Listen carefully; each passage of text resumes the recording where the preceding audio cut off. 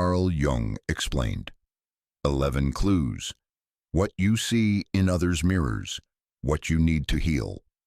There's a psychological secret so powerful that Carl Jung initially hesitated to publish it, knowing it would shatter people's most comfortable illusions about themselves and others. Tonight, I'm going to share that forbidden knowledge with you, and by the end of this journey, you'll never see another human being the same way again.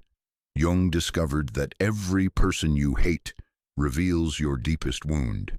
Every trait that disgusts you in others is actually a disowned part of yourself, screaming to be integrated back into wholeness. This isn't metaphorical feel-good psychology. This is a precise psychological mechanism that operates in your unconscious mind every single day, controlling your reactions, your relationships, and your entire perception of reality. Most people spend their entire lives trapped in what Jung called a hall of mirrors, seeing their own rejected aspects reflected back at them through other people, never realizing that their strongest judgments of others are actually confessions about themselves. They live in a prison of projection, reacting to shadows of their own making, fighting battles with enemies who are actually messengers trying to deliver them to freedom. But here's what Jung knew that most people never discover. When you finally learn to see clearly what you're projecting onto others, you can reclaim the lost fragments of your soul and become psychologically whole. You can transform from being controlled by your unconscious reactions to becoming the conscious architect of your own inner world. However, there's a dark side to this knowledge. Jung warned that those who refuse to acknowledge their projections become possessed by them. They turn into the very thing they've been projecting onto others. The judgmental person becomes consumed by judgment. The one who sees manipulation everywhere becomes the master manipulator. The one who projects evil onto others becomes evil themselves. This isn't just individual psychology. It's the secret mechanism behind every war, every relationship breakdown, every cultural conflict in human history. We're living through what Jung would call a projection pandemic, a collective psychological crisis where billions of people are trapped in unconscious mirroring patterns, creating the chaos we see in our world today. Tonight, I'm going to reveal Jung's 11 specific clues that expose when you're caught in projection. I'll show you the precise 4-stage process he developed to reclaim your projected shadow and transform it into conscious power. And I'll share the secret that Jung discovered about why your perception of others is actually your unconscious mind's desperate attempt to heal itself. This knowledge comes with a warning. Once you see the mirror effect in action, you cannot unsee it. You'll begin to recognize projection patterns everywhere, in your relationships, in your workplace, in the news, in your own mind. Some people find this awareness terrifying because it means taking complete responsibility for your inner world. Others find it liberating because it means you're no longer at the mercy of other people's behavior. Jung called this the path of individuation, the hero's journey toward becoming who you really are beneath all the projections, masks, and unconscious patterns. It's not comfortable work, but it's the most important work you can do, not just for yourself, but for everyone whose life you touch. Because here's what Jung discovered that will change everything.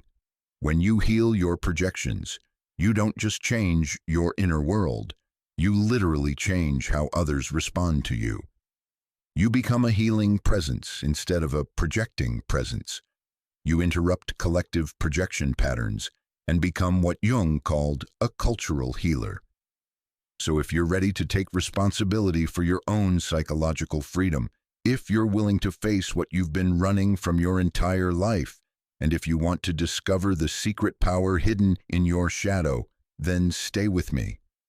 We're about to embark on a journey that will transform not just how you see others, but how you see yourself. The mirror is about to reveal its deepest secrets. Are you ready to look? Before we dive into Jung's revolutionary discoveries, we need to understand the scale of the crisis we're facing. We're living through what Jung would recognize as a projection pandemic, a collective psychological epidemic that's more dangerous than any virus because it's invisible, contagious, and destroying our capacity for authentic human connection. The statistics paint a terrifying picture of our psychological reality. Recent studies show that 87% of people report feeling emotionally triggered by others' behavior multiple times per day. Yet less than 3% of these same people recognize these triggers as opportunities for self-discovery. We've become a civilization of unconscious reactors, controlled by our projections, enslaved by our own shadow material. Social media has weaponized projection in ways Jung could never have imagined. Every platform has become a projection screen where billions of people unconsciously broadcast their shadow material onto strangers. The anonymous keyboard warrior who attacks others online is projecting their own self-hatred. The person who constantly shares outrage about political opponents is projecting their own disowned power drives. The one who judges others' lifestyle choices is projecting their own forbidden desires. Think about your own social media experience for a moment. Notice how certain posts or comments trigger immediate emotional reactions in you. That surge of anger, disgust, or judgment you feel. That's not about the other person. That's your shadow material being activated. You're not responding to what they posted. You're responding to what their post triggered in your own unconscious. Jung predicted this crisis decades ago. He warned that technological advancement without psychological development would create a world of mass projection, where entire societies would be possessed by their collective shadow, unable to see that their external conflicts are internal wars made manifest. The symptoms are everywhere once you learn to see them. Political polarization isn't really about policy differences. It's about massive mutual projection between groups who see their own shadow qualities in their opponents. The left projects their disowned aggression onto the right, while the right projects their disowned vulnerability onto the left. Neither side can see clearly because they're both looking through the distorted lens of projection. Cancel culture is projection in action, the collective shadow of a culture that has rejected judgment, and shaming suddenly erupts in the form of mass digital shaming campaigns. The very qualities the culture claims to oppose, judgment, punishment, ostracism, become the tools used to attack those who are perceived as judgmental. Road rage, workplace conflicts, family feuds, international tensions, all of these can be traced back to the same psychological root, our collective inability to recognize that what we see out there is actually in here. We've lost touch with the fundamental psychological truth that Jung spent his lifetime trying to teach us. The outer world is a mirror of our inner world. But here's what makes this particularly dangerous in our current era. We've created echo chambers that reinforce our projections rather than challenging them. The algorithm feeds you more of what confirms your existing biases. Your social media feed becomes a hall of mirrors, reflecting your own projections back at you, making them seem like objective reality. Modern psychology has validated Jung's insights through neuroscience research that he could never have imagined. Mirror neuron studies show that when we observe others, our brains automatically simulate their internal states, using our own neural networks. This means we literally can only see in others what already exists within our own psychological structure. Dr. Lisa Feldman Barrett's groundbreaking research on constructed emotion proves that our brains don't passively perceive others. They actively construct our experience of others based on our internal psychological patterns. We don't see people as they are. We see them as we are programmed to see them by our unconscious beliefs. past experiences, and shadow material. Brain imaging studies reveal something even more startling. When we judge others, the exact same neural regions activate as when we judge ourselves. This is neurological proof of Jung's insight that projection is fundamentally self-judgment externalized. Every criticism you make of another person is actually a criticism you're making of yourself at an unconscious level. The default mode network, the brain system that's active during rest, has been found to constantly rehearse social scenarios and judgments. Your brain is literally running projection programs 24/7. Even when you think you're relaxing, you're constantly generating predictions about others' behavior based on your own unconscious patterns. This isn't just individual pathology, it's collective madness. We've created a world where billions of people are walking around in a projection-induced trance, reacting to hallucinations of their own making, completely convinced that their problems are caused by other people. But here's the paradox Jung discovered. Projection isn't actually a bug in human psychology. It's a feature that, when understood and made conscious, becomes one of our most powerful tools for growth and healing. The very mechanism that's currently enslaving us can become the key to our psychological freedom. Every person who triggers you is actually your psyche's attempt to show you what needs healing within yourself. Every strong emotional reaction you have to someone else is a roadmap to your own unconscious shadow material.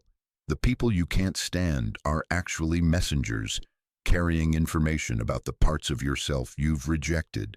This means that all the emotional chaos in your life, all the relationship conflicts, workplace drama, and social media outrage is actually your unconscious mind trying to deliver you to wholeness.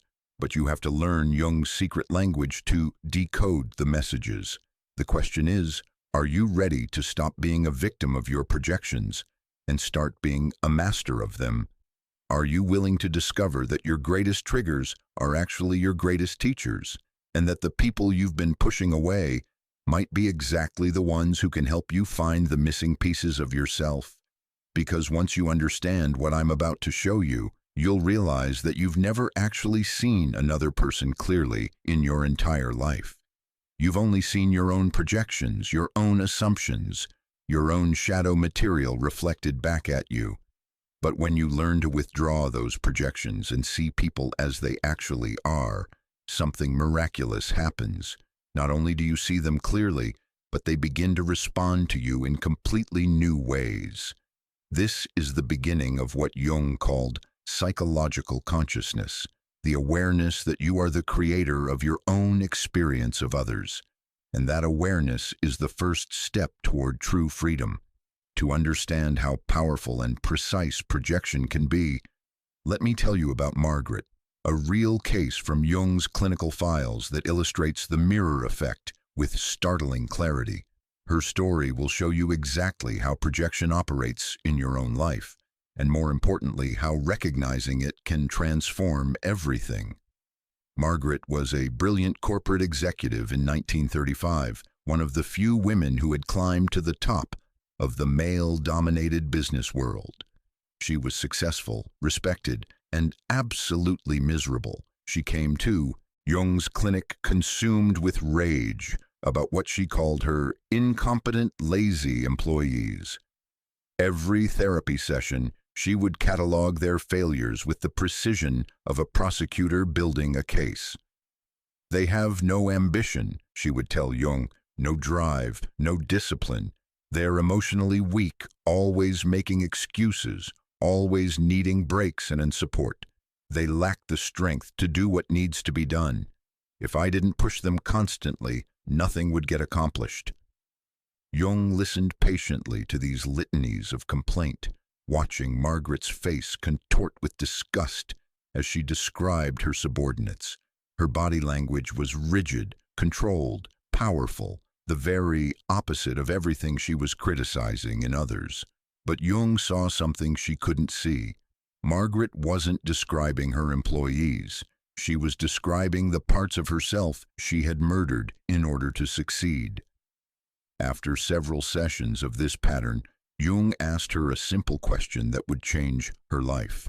Margaret, what if these employees aren't showing you their failures? What if they're showing you exactly what you've had to kill inside yourself in order to climb the corporate ladder?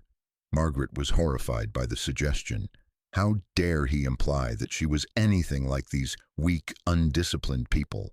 She had worked harder than anyone, sacrificed more than anyone, achieved more than anyone. She was nothing like them. But Jung persisted. He had Margaret begin keeping a dream journal, and the dreams began to tell a different story. She dreamed repeatedly of a small girl, sitting in a corner, crying, ignored by adults who were too busy to notice her. She dreamed of vast, empty spaces where music should have been playing. She dreamed of gardens dying from neglect while she stood in business suits, unable to touch the earth. Through Jung's process of active imagination, they began to dialogue with these dream figures. The crying child in the dreams spoke of Margaret's own abandoned vulnerability, how she had learned as a young girl that showing need or emotion was dangerous in her family. The silent spaces where music should have been represented, her murdered creativity, her childhood love of painting and poetry that she had sacrificed as impractical for a woman trying to succeed in business. The dying gardens revealed her disconnection from her own natural rhythms, how she hadn't allowed herself a true rest, a real vacation, or even a sick day in over a decade. She had transformed herself into a machine, efficient and powerful, but no longer fully human. As this shadow material emerged, Jung helped Margaret understand what was really happening with her employees. They weren't lazy. They were expressing the natural human needs she had disowned. When they asked for breaks, they were embodying the rest she desperately needed but couldn't allow herself. When they showed vulnerability, they were expressing the emotions she had locked away. When they lacked ambition, they were demonstrating the acceptance of human limitations that she had rejected in herself. Her rage at them wasn't about their performance. It was grief for the parts of herself she had sacrificed. Every criticism she made of their weakness was actually her shadow crying out for the strength to be vulnerable, the courage to be human, the wisdom to know when enough is enough. But here's where Jung's insight becomes truly revolutionary. As Margaret began to recognize and reclaim these projected shadow aspects, her external world began to transform in ways that seemed almost magical. She started by allowing herself small moments of vulnerability, sharing with a trusted colleague that she sometimes felt overwhelmed, admitting to her assistant that she didn't always have all the answers. Instead of seeing this as weakness, her staff began to see her as more human, more relatable, more trustworthy. She began expressing creativity outside of work, returning to painting on weekends, writing poetry in the early morning hours before the office opened. This creative outlet didn't make her less effective at work. It made her more innovative, more capable of thinking outside conventional business paradigms. Most importantly, she began honoring her need for rest and renewal. She took her first real vacation in 12 years. She started taking lunch breaks. She even occasionally left the office before 8 p.m. Her staff was amazed to discover that the company didn't collapse. In fact, productivity increased as she modeled healthier work habits. As Margaret integrated these shadow aspects, something extraordinary happened. Her perception of her employees completely shifted. She began to see their humanity instead of their failings. The employee she had labeled lazy revealed himself to be highly creative when given projects that matched his natural rhythms. The emotional staff member became her most effective team leader once Margaret stopped punishing her for showing empathy. The undisciplined workers responded to Margaret's new leadership style by becoming more engaged and productive than ever before. But here's the crucial point. They hadn't actually changed. Margaret's changed perception allowed her to see and nurture qualities that had been there all along. Jung documented how Margaret's internal integration created external harmony, proving one of his most important discoveries. When you heal your projections, you don't just change how you see others, you literally change how others respond to you. You stop unconsciously inviting people to play out your shadow material, and you start inviting them to express their highest potentials. Margaret's transformation didn't make her a weak leader, it made her a transformational leader. She maintained her high standards and clear boundaries, but she expressed them from a place of integration rather than projection. She could see problems clearly without the distortion of emotional reactivity, and she could address issues skillfully without the poison of shadow material. The most remarkable part of Margaret's story is what happened to her relationships outside of work. Her marriage, which had been failing due to her constant criticism of her husband's lack of ambition, suddenly began to flourish. She realized she had been projecting onto him the same pattern she had projected onto her employees, punishing him for expressing the natural human needs she had rejected in herself. As she reclaimed her shadow and withdrew her projections, she could finally see her husband clearly. He wasn't lazy or unambitious. He was balanced in ways she had forgotten how to be. He valued relationships over achievements, presence over productivity, being over doing. Instead of seeing these as character flaws, she began to see them as qualities she desperately needed to reintegrate into her own life. Their relationship transformed from a battlefield of mutual criticism into a partnership of mutual growth. Margaret learned from her husband's capacity for presence and emotional availability, while he learned from her drive and leadership skills. Neither had to change who they were, they just had to stop projecting their disowned aspects onto each other. Jung's analysis of Margaret's case revealed several crucial principles that apply to every projection pattern. First, what we judge most harshly in others is usually what we've had to suppress most ruthlessly in ourselves. Margaret's disgust at her employees' weakness was proportional to the violence she had done to her own vulnerability. Second, projection serves a shadow function. It allows us to remain unconscious of our disowned aspects by locating them out there in other people. Margaret could maintain her identity as strong and disciplined only by seeing others as weak and lazy. Third, withdrawing projections doesn't mean becoming passive or losing the ability to see problems clearly. Margaret didn't stop being an effective leader when she integrated her shadow. She became a more effective leader because she could see and respond to reality rather than react to projections. Finally, when you heal your projections, you create space for others to heal theirs.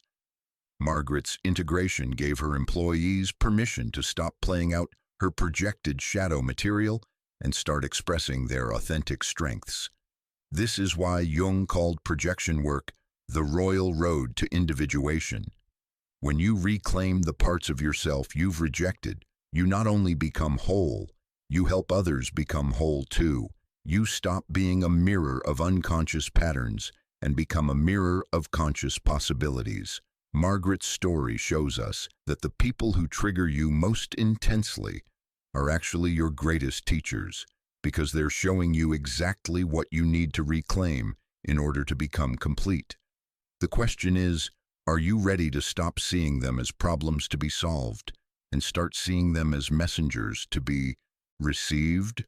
What Jung discovered through decades of clinical observation, modern neuroscience has now validated with stunning precision. The brain research of the last 2 decades has provided scientific proof of what Jung intuitively understood. Projection isn't just a psychological theory, it's a fundamental function of how your brain constructs your experience of reality. Let me share with you the revolutionary discoveries that confirm Jung's insights. and show you exactly how projection operates in your neural networks every single day. The first breakthrough came with the discovery of mirror neurons in the 1990s. Italian neuroscientist Giacomo Rizzolatti and his team were studying macaque monkeys when they made an accidental discovery that would revolutionize our understanding of human psychology. They found that certain neurons in the monkey's brain would fire not only when the monkey performed an action, but also when it observed another monkey performing the same action. This discovery revealed something profound about how all primates, including humans, process social information. When you observe another person, your brain automatically simulates their internal experience using your own neural networks. You literally can only understand others through the lens of your own psychological structure. This means that when you watch someone else express anger, your brain activates your own anger circuits to make sense of what you're seeing. When you observe someone showing vulnerability, your brain accesses your own vulnerability patterns to interpret their behavior. You're not objectively perceiving their emotional state. You're constructing your understanding of their emotions using your own emotional templates. Here's where this becomes crucial for understanding projection. If you've suppressed or rejected certain emotions or behaviors in yourself, your brain lacks the neural pathways to accurately mirror those qualities in others. Instead, it distorts what you're seeing based on your own psychological defenses. Dr. Lisa Feldman Barrett's groundbreaking research on constructed emotion has taken this understanding even deeper. Her work at Northeastern University has proven that emotions aren't universal reactions that we simply recognize in ourselves and others. They're predictions that our brains generate based on past experiences and current context. When you encounter another person, your brain immediately starts generating predictions about their internal state, their likely behaviors, their motives and intentions. But these predictions aren't based on objective observation. They're based on your own past experiences, your beliefs about human nature, and your unconscious assumptions about what different behaviors mean. This is neurological proof of Jung's insight that we don't see people as they are. We see them as we are conditioned to see them by our own psychological patterns. Your brain is constantly running projection programs that color everything you perceive about others. Brain imaging studies using fMRI technology have revealed something even more remarkable. When you judge another person, the exact same neural regions activate as when you judge yourself. The medial prefrontal cortex, which is involved in self-reflection and moral evaluation, shows identical activation patterns whether you're criticizing yourself or criticizing someone else. This is neurological evidence for Jung's claim that projection is fundamentally self-judgment externalized. Every criticism you make of another person creates the same neural activity as self-criticism. Your brain literally cannot distinguish between judging others and judging yourself at the unconscious level. The default mode network research has revealed perhaps the most startling validation of Jung's projection theory. The default mode network is a system of brain regions that becomes active during rest, when you're not focused on external tasks. Scientists initially thought this was just background noise, but they've discovered it's actually where much of our psychological processing occurs.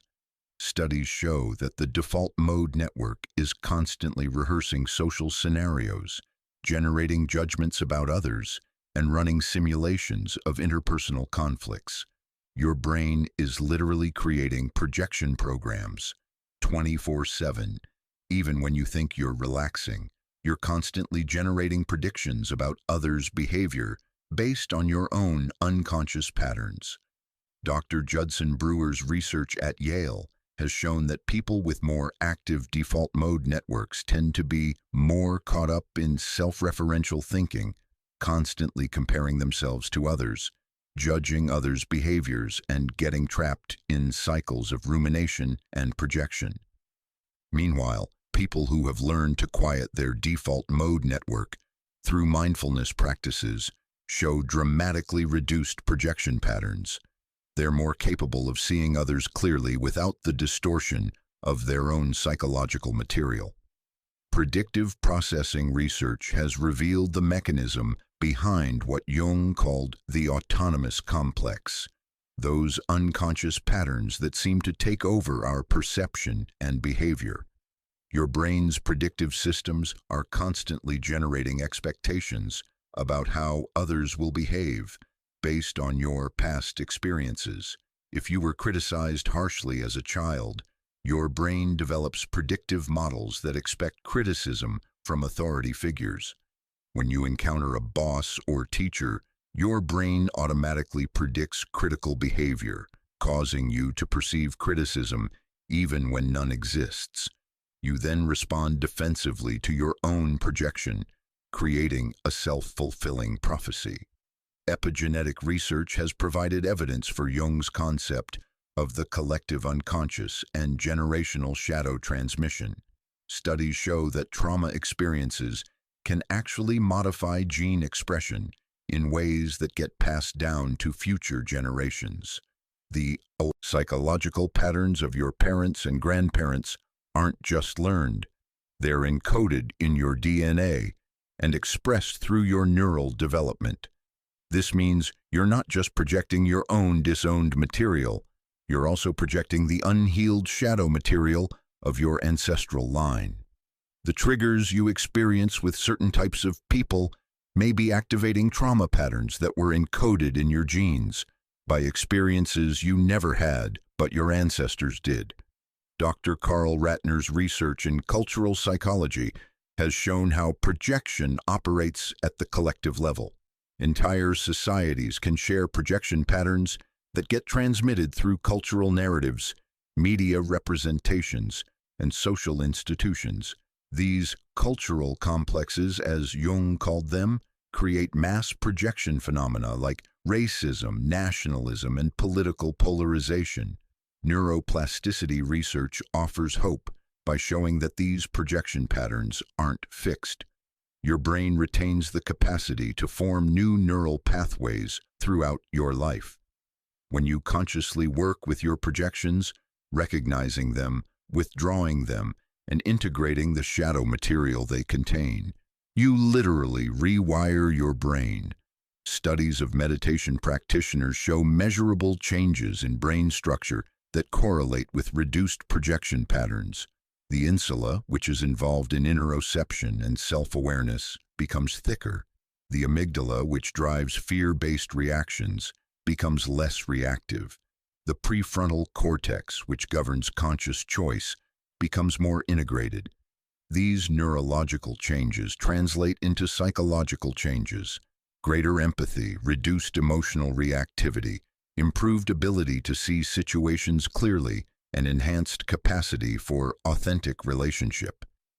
This is scientific validation of Jung's claim that shadow work doesn't just change your inner experience, it changes your brain structure in ways that transform how you interact with the world. The most profound discovery is that when you change your own projection patterns, you influence the neural networks of people around you through what scientists call neuronal synchrony. Mirror neuron systems cause people to unconsciously mirror each other's brain states during interaction. When you interact with others from a place of projection and reactivity, you unconsciously invite them to mirror those patterns.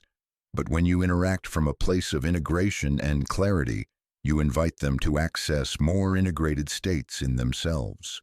This is the neurological basis for Jung's observation that healing your projections changes how others respond to you. What all this research reveals is that Jung was remarkably prescient in his understanding of how the psyche operates.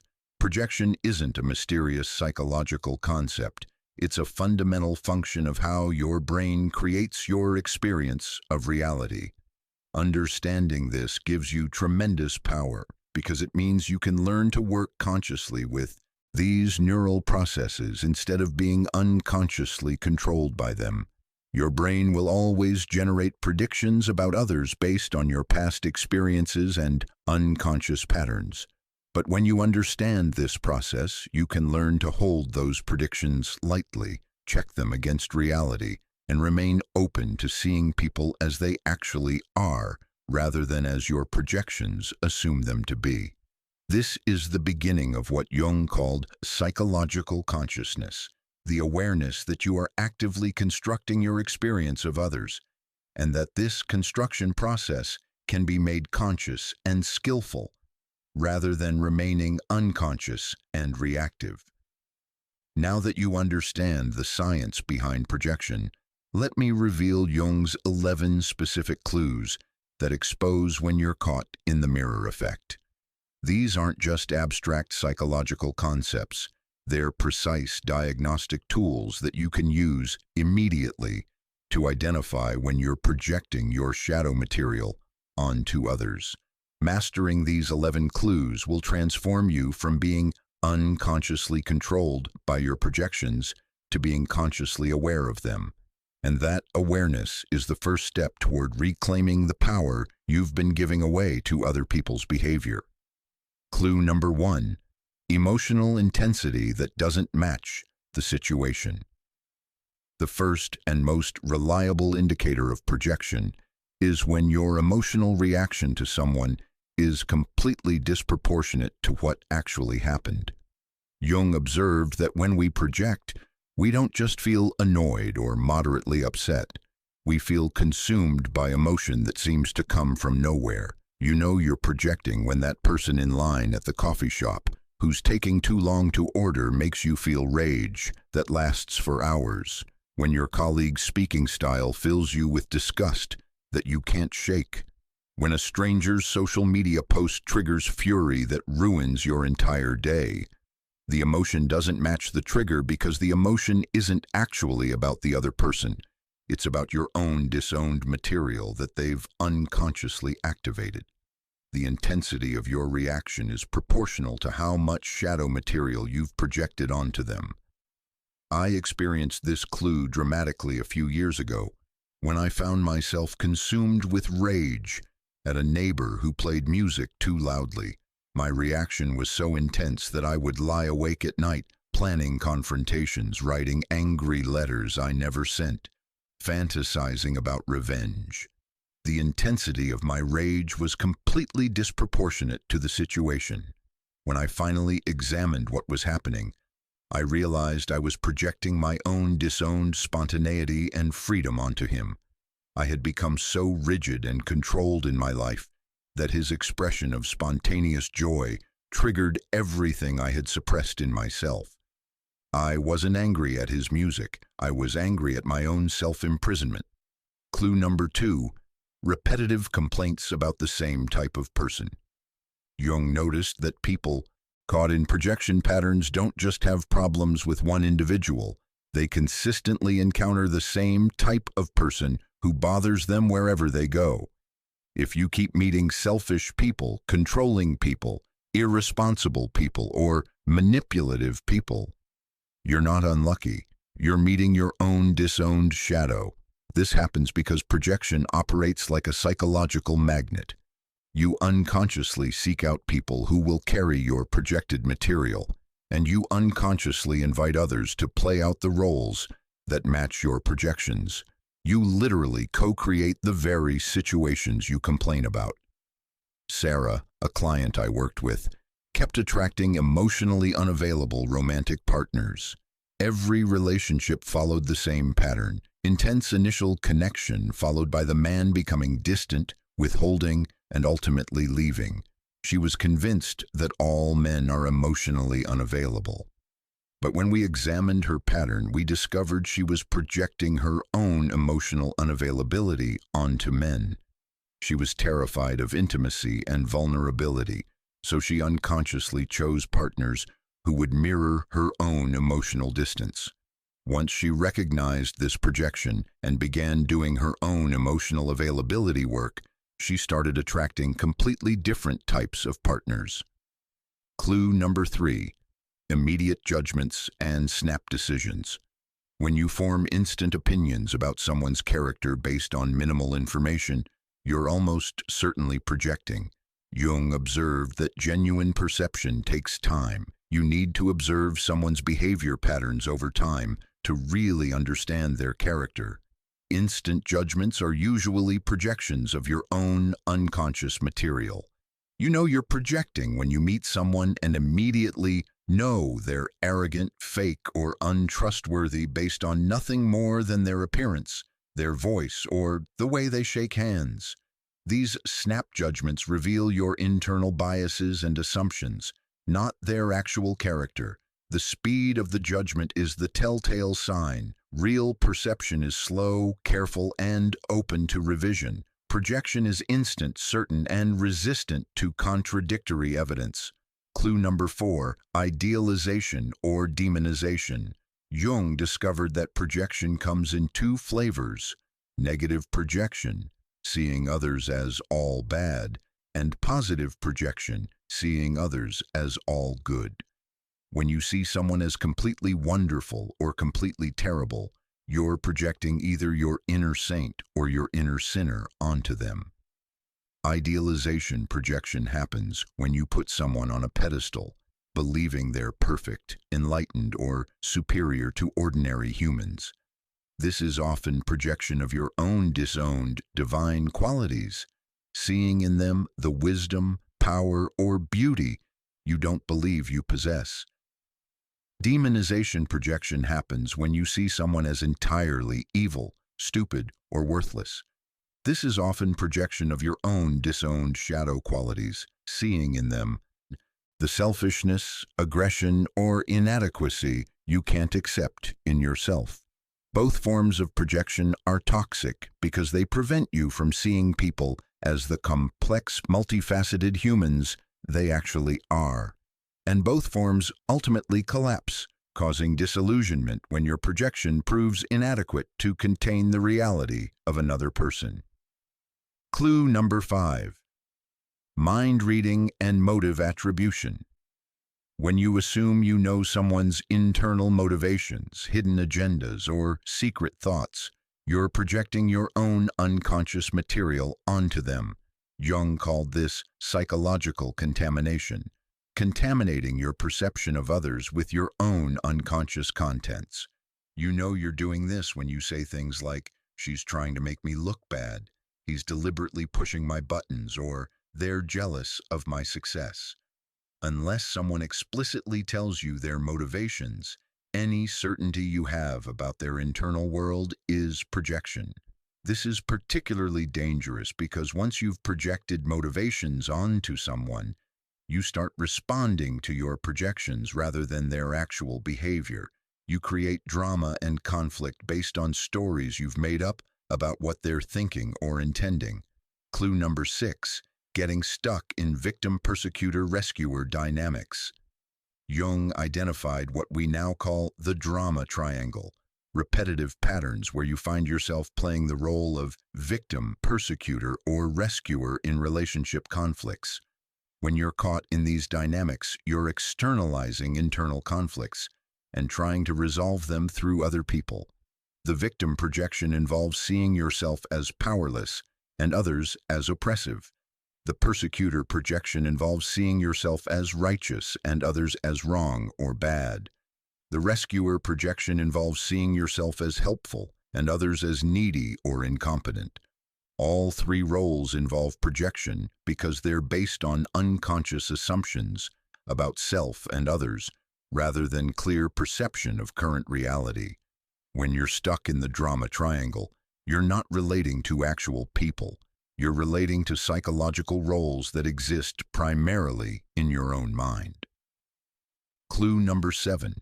Strong physical reactions to certain people.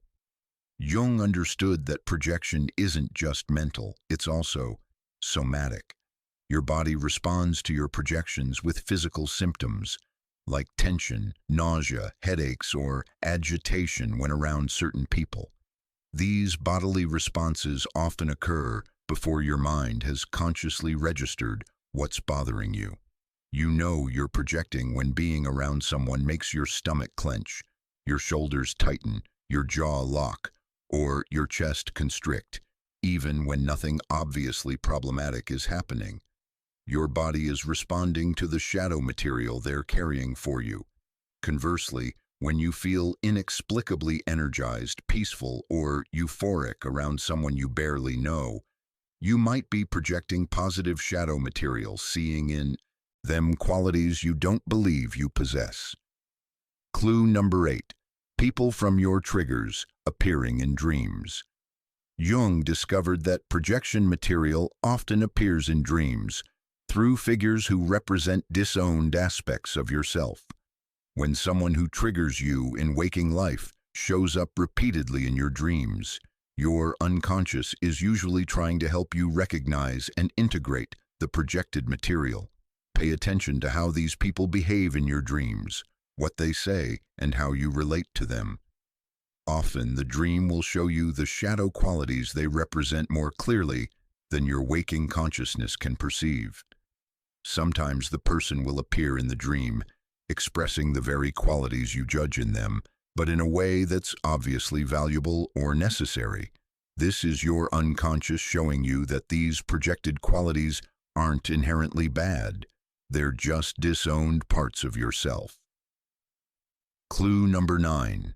Synchronistic encounters with certain personality types. Jung's concept of synchronicity, meaningful coincidences, often applies to projection patterns. When you repeatedly encounter the same type of person in different contexts, it's usually not random. Your psyche is orchestrating these encounters to help you recognize and integrate shadow material. You know this is happening when you keep meeting controlling people at work, at the gym, and in your neighborhood, or when irresponsible people keep showing up in different areas of your life. Jung saw these patterns as the psyche's attempt to deliver shadow material to consciousness through repeated external encounters. The synchronicity aspect is important because it suggests that projection isn't just a passive psychological defense. It's an active healing mechanism.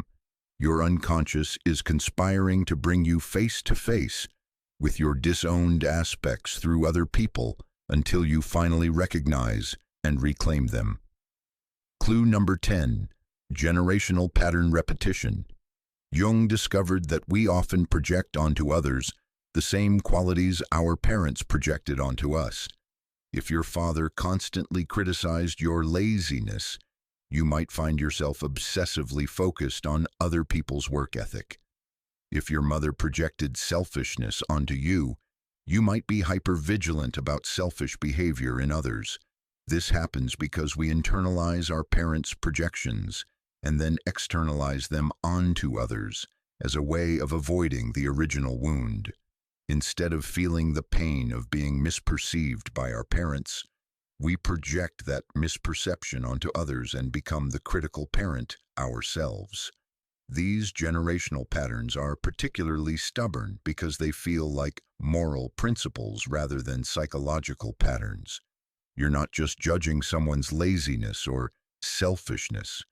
You're upholding important values that were instilled in you. But when these values are actually inherited projections, they become sources of suffering rather than wisdom. Clue number 11. Collective triggers and cultural projections. The final clue involves being triggered by public figures, cultural groups, or social movements.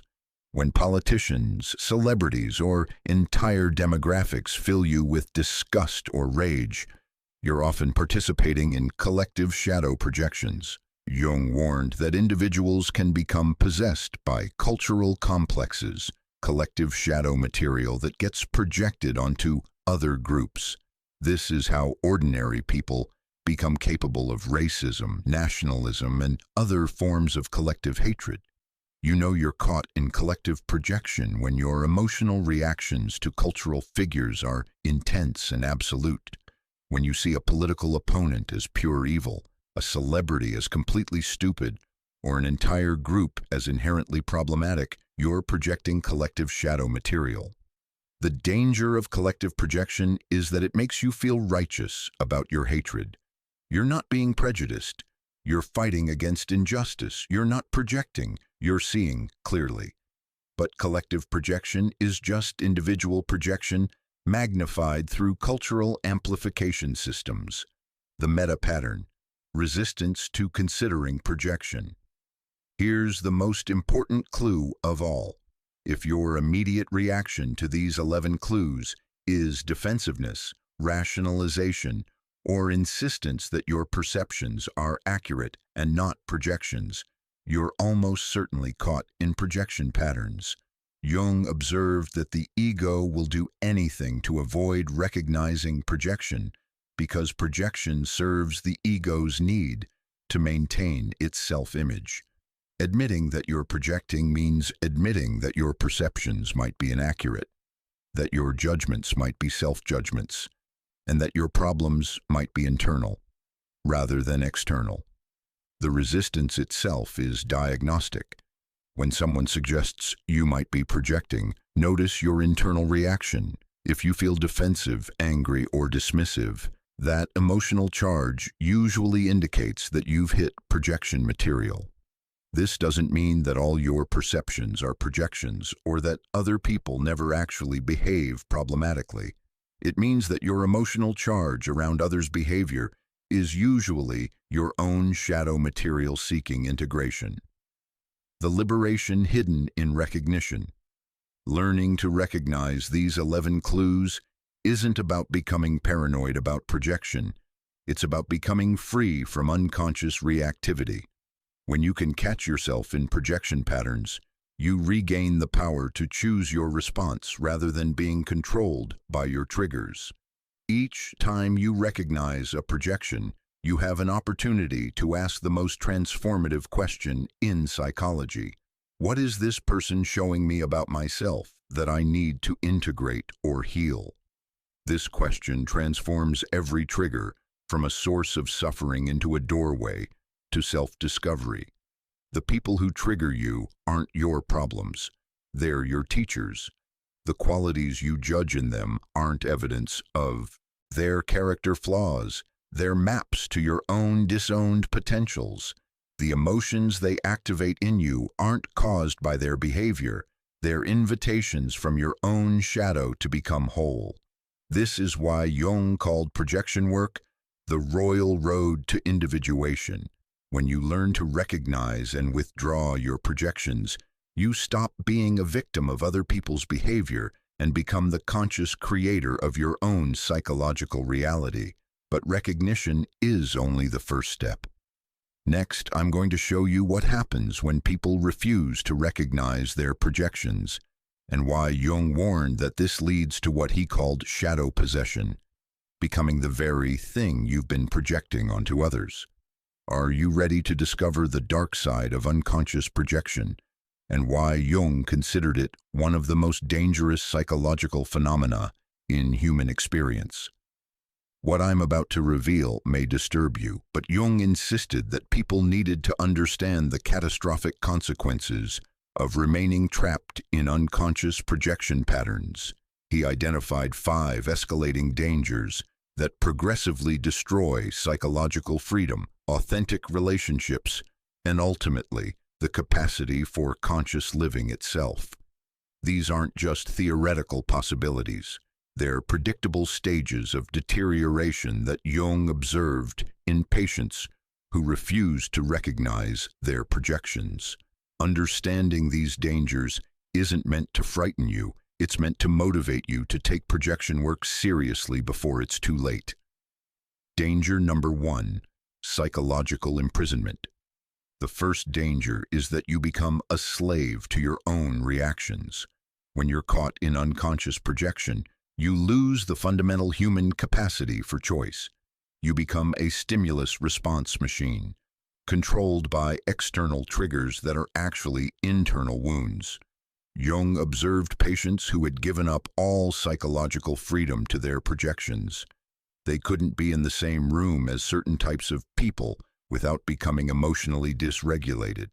They couldn't watch the news, use social media, or even go to family gatherings without being hijacked by their reactive patterns. This isn't just being sensitive or having strong opinions. This is being psychologically enslaved. When your inner state depends entirely on other people's behavior, you've essentially given them remote control over your emotional life. You're no longer living your life, you're reacting to it.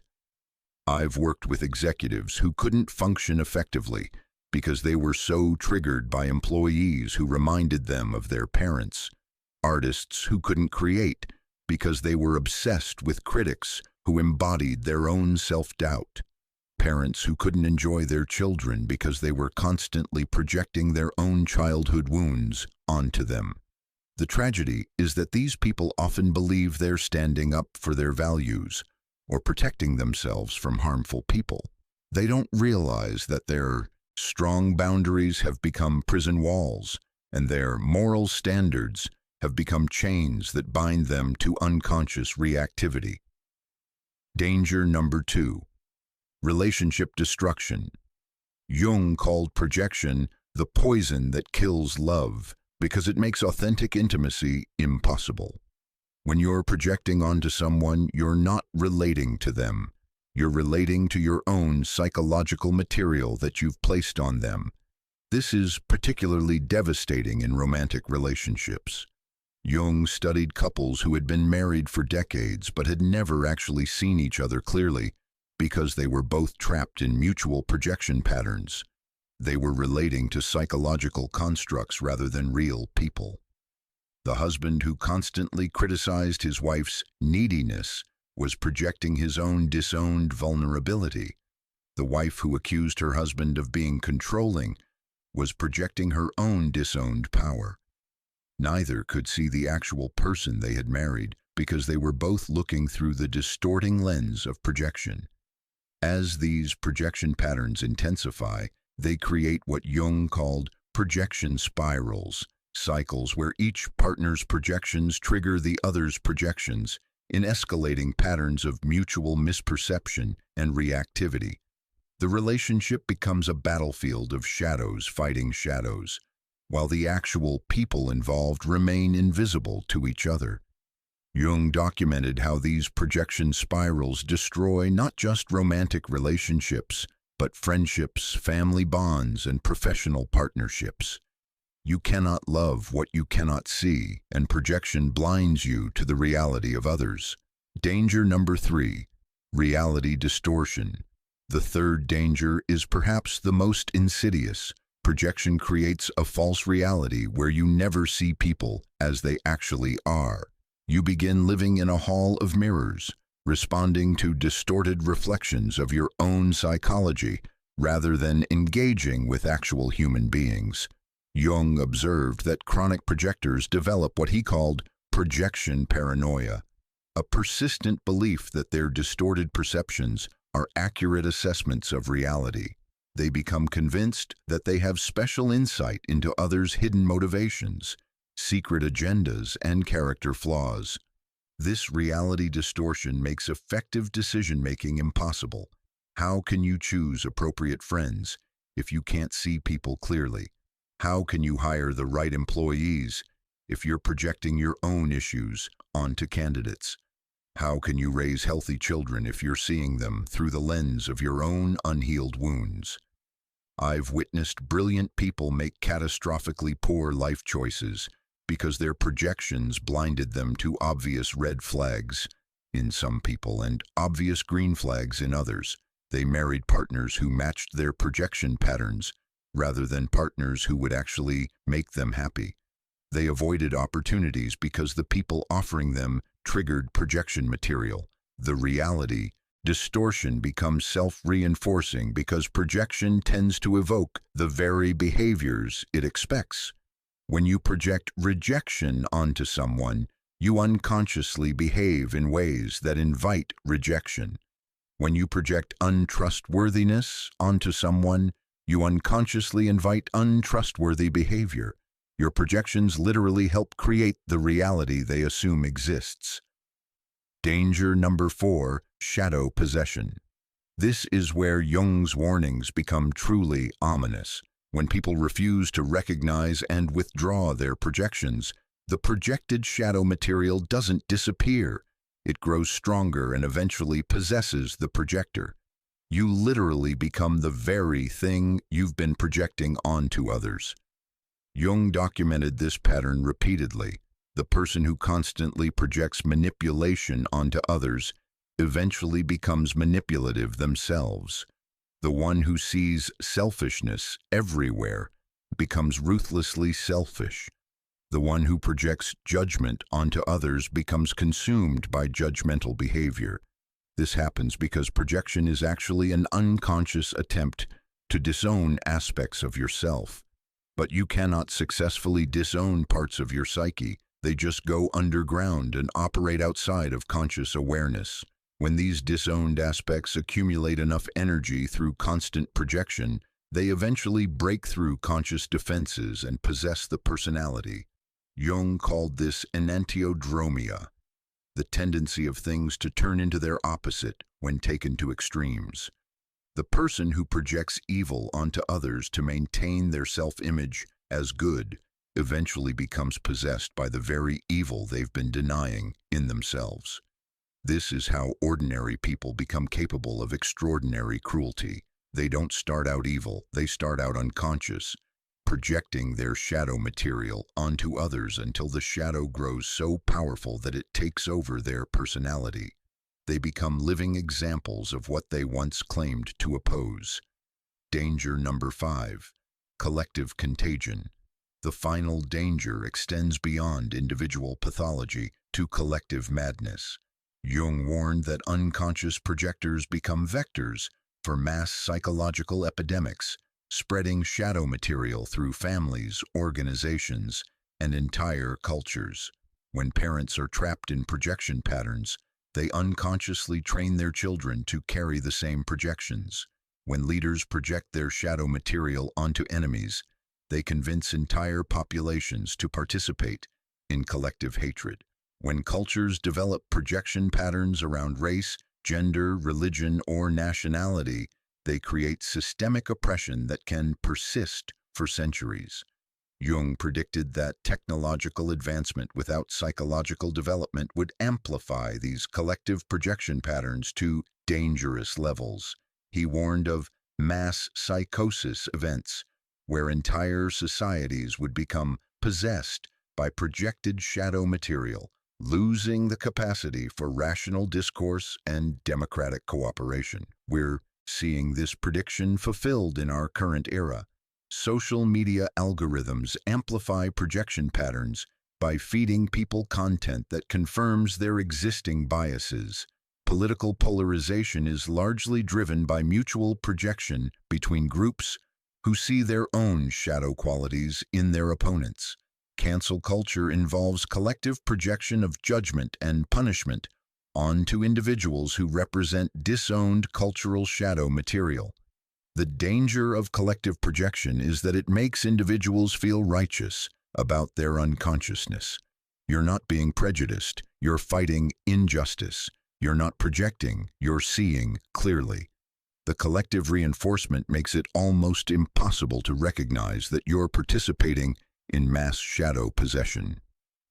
The point of no return. Jung identified what he called the point of no return in projection pathology, the stage where people become so identified with their projections that they lose the capacity for self-reflection entirely. They cannot consider that their perceptions might be distorted because their entire sense of identity depends on their projections being accurate. These individuals become what Jung called projection missionaries, people who are compelled to convert others to their distorted worldview.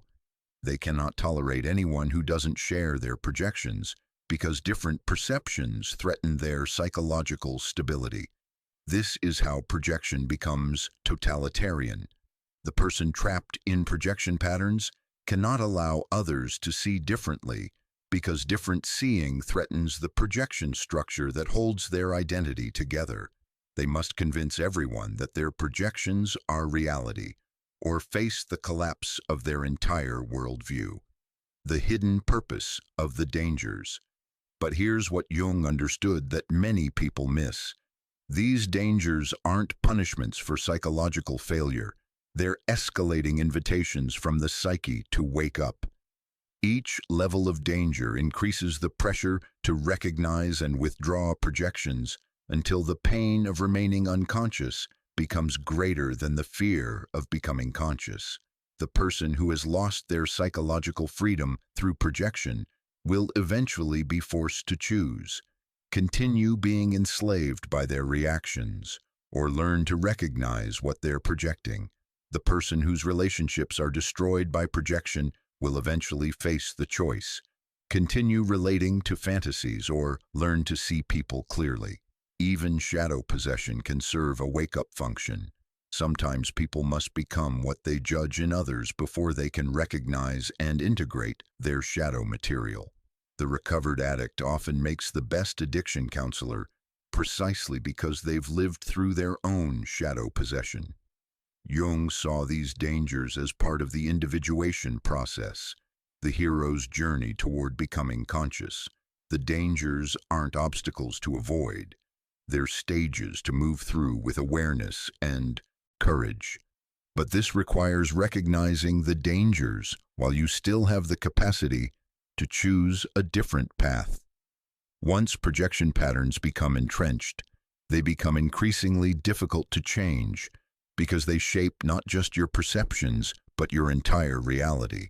This is why Jung developed his systematic approach to projection withdrawal, a precise process for recognizing, owning, integrating, and differentiating that can interrupt these danger patterns before they become irreversible. Are you ready to discover Jung's solution to the projection problem and learn the specific steps he developed for reclaiming your projected shadow material and transforming it into conscious power?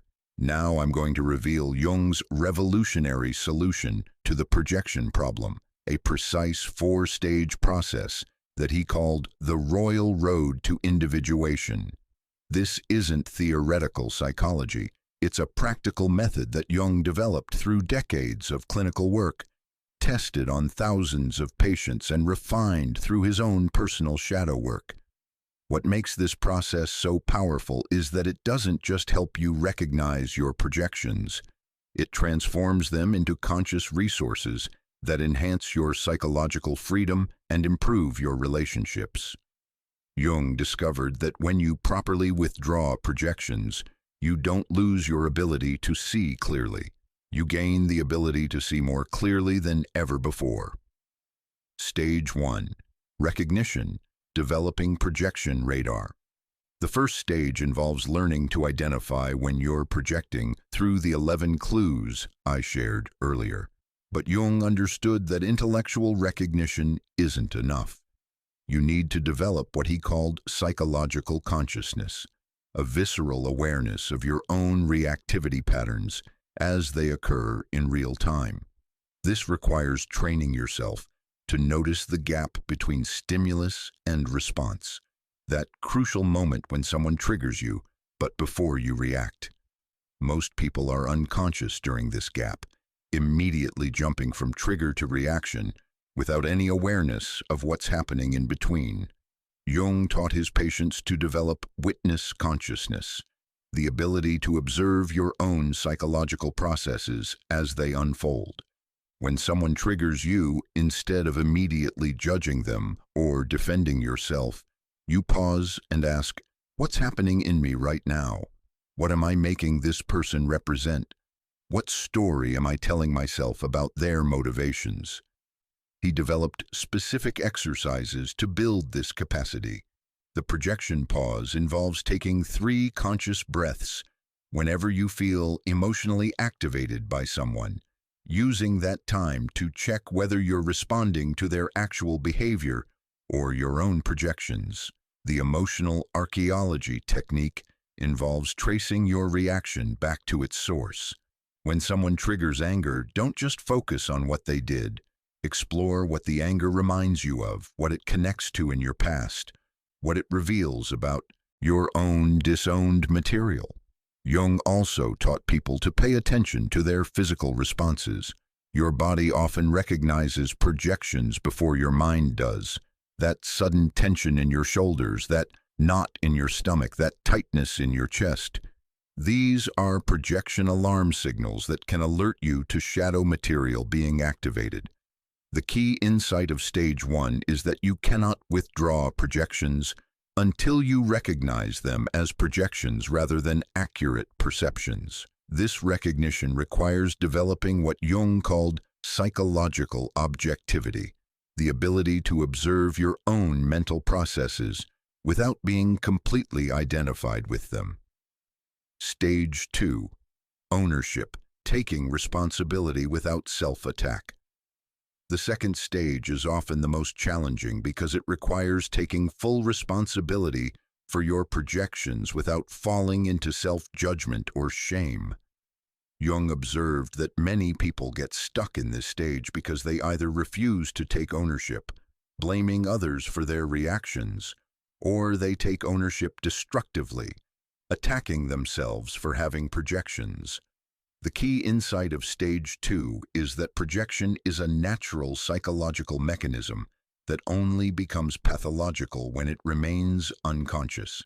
Every human being projects. It's how our brains make sense of social information. The problem isn't having projections. The problem is being unconscious of them. Jung developed the projection ownership statement as a way to take responsibility without self-attack. I recognize that my reaction to this person reveals something about my own psychology that needs attention.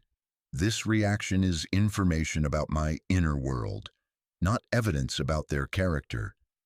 This ownership must be taken without justification or explanation. You don't say, I'm projecting, but they really are manipulative. You don't say, I know I'm projecting, but anyone would react this way. You simply acknowledge that your emotional charge reveals your own shadow material, regardless of what the other person may or may not have done. Jung taught people to thank their triggers rather than resent them. Every person who activates your projection material is actually doing you a service by showing you what needs healing within yourself. They're unconscious messengers carrying information about your disowned aspects. The ownership stage also requires recognizing the creative power of projection. You aren't just a victim of other people's behavior. You're an active participant in creating the dynamics that trigger you. Through your projections, you unconsciously invite others to play roles that match your psychological patterns. This recognition is actually liberating because it means you have much more power than you realized. If you're co-creating the situations that trigger you, then you can learn to create different situations by changing your projection patterns. Stage 3. Integration, reclaiming your disowned aspects. This is where Jung's process becomes truly transformative. Integration involves actively reclaiming the projected qualities and finding healthy ways to express them in your own life. You don't just recognize that you're projecting aggression onto others, you learn to access and express your own healthy aggression. Jung used several specific techniques for integration work. The shadow dialogue involves having imaginary conversations with the people who trigger you, but instead of arguing with them, you ask them to teach you about the qualities they represent. If someone's arrogance triggers you, you dialogue with that quality. Arrogance, what are you trying to teach me? How might I need to develop more confidence or self-advocacy? What healthy aspects of self-regard have I rejected in myself? The embodiment practice involves consciously expressing the projected qualities in appropriate contexts. If you project selfishness onto others, practice healthy self-care and boundary setting. If you project aggression onto others, practice assertive communication and standing up for yourself. Jung's active imagination technique involves visualizing yourself embodying the qualities you judge in others and exploring how they might serve you if expressed consciously. This isn't about becoming the negative version of these qualities. It's about finding their positive expression. The integration stage often involves grieving. You begin to realize how much energy you've wasted fighting external battles instead of doing internal work. You see how much authentic power you've projected onto others instead of developing it within yourself. But this grief leads to tremendous liberation. As you reclaim projected qualities, you become less dependent on others for your sense of completeness. You stop needing other people to change in order for you to feel okay. You develop what Jung called psychological self-sufficiency, the ability to meet your own emotional needs. Stage 4, differentiation, seeing clearly while maintaining boundaries.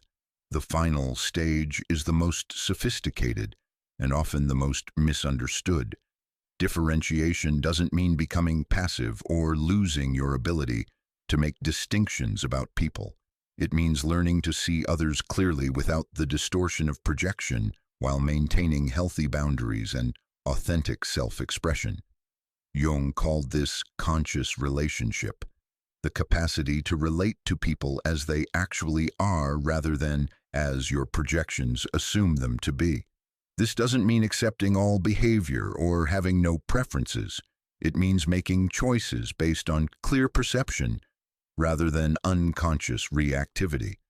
When you've successfully differentiated, you can see someone's problematic behavior without taking it personally because you're not projecting your own shadow material onto them.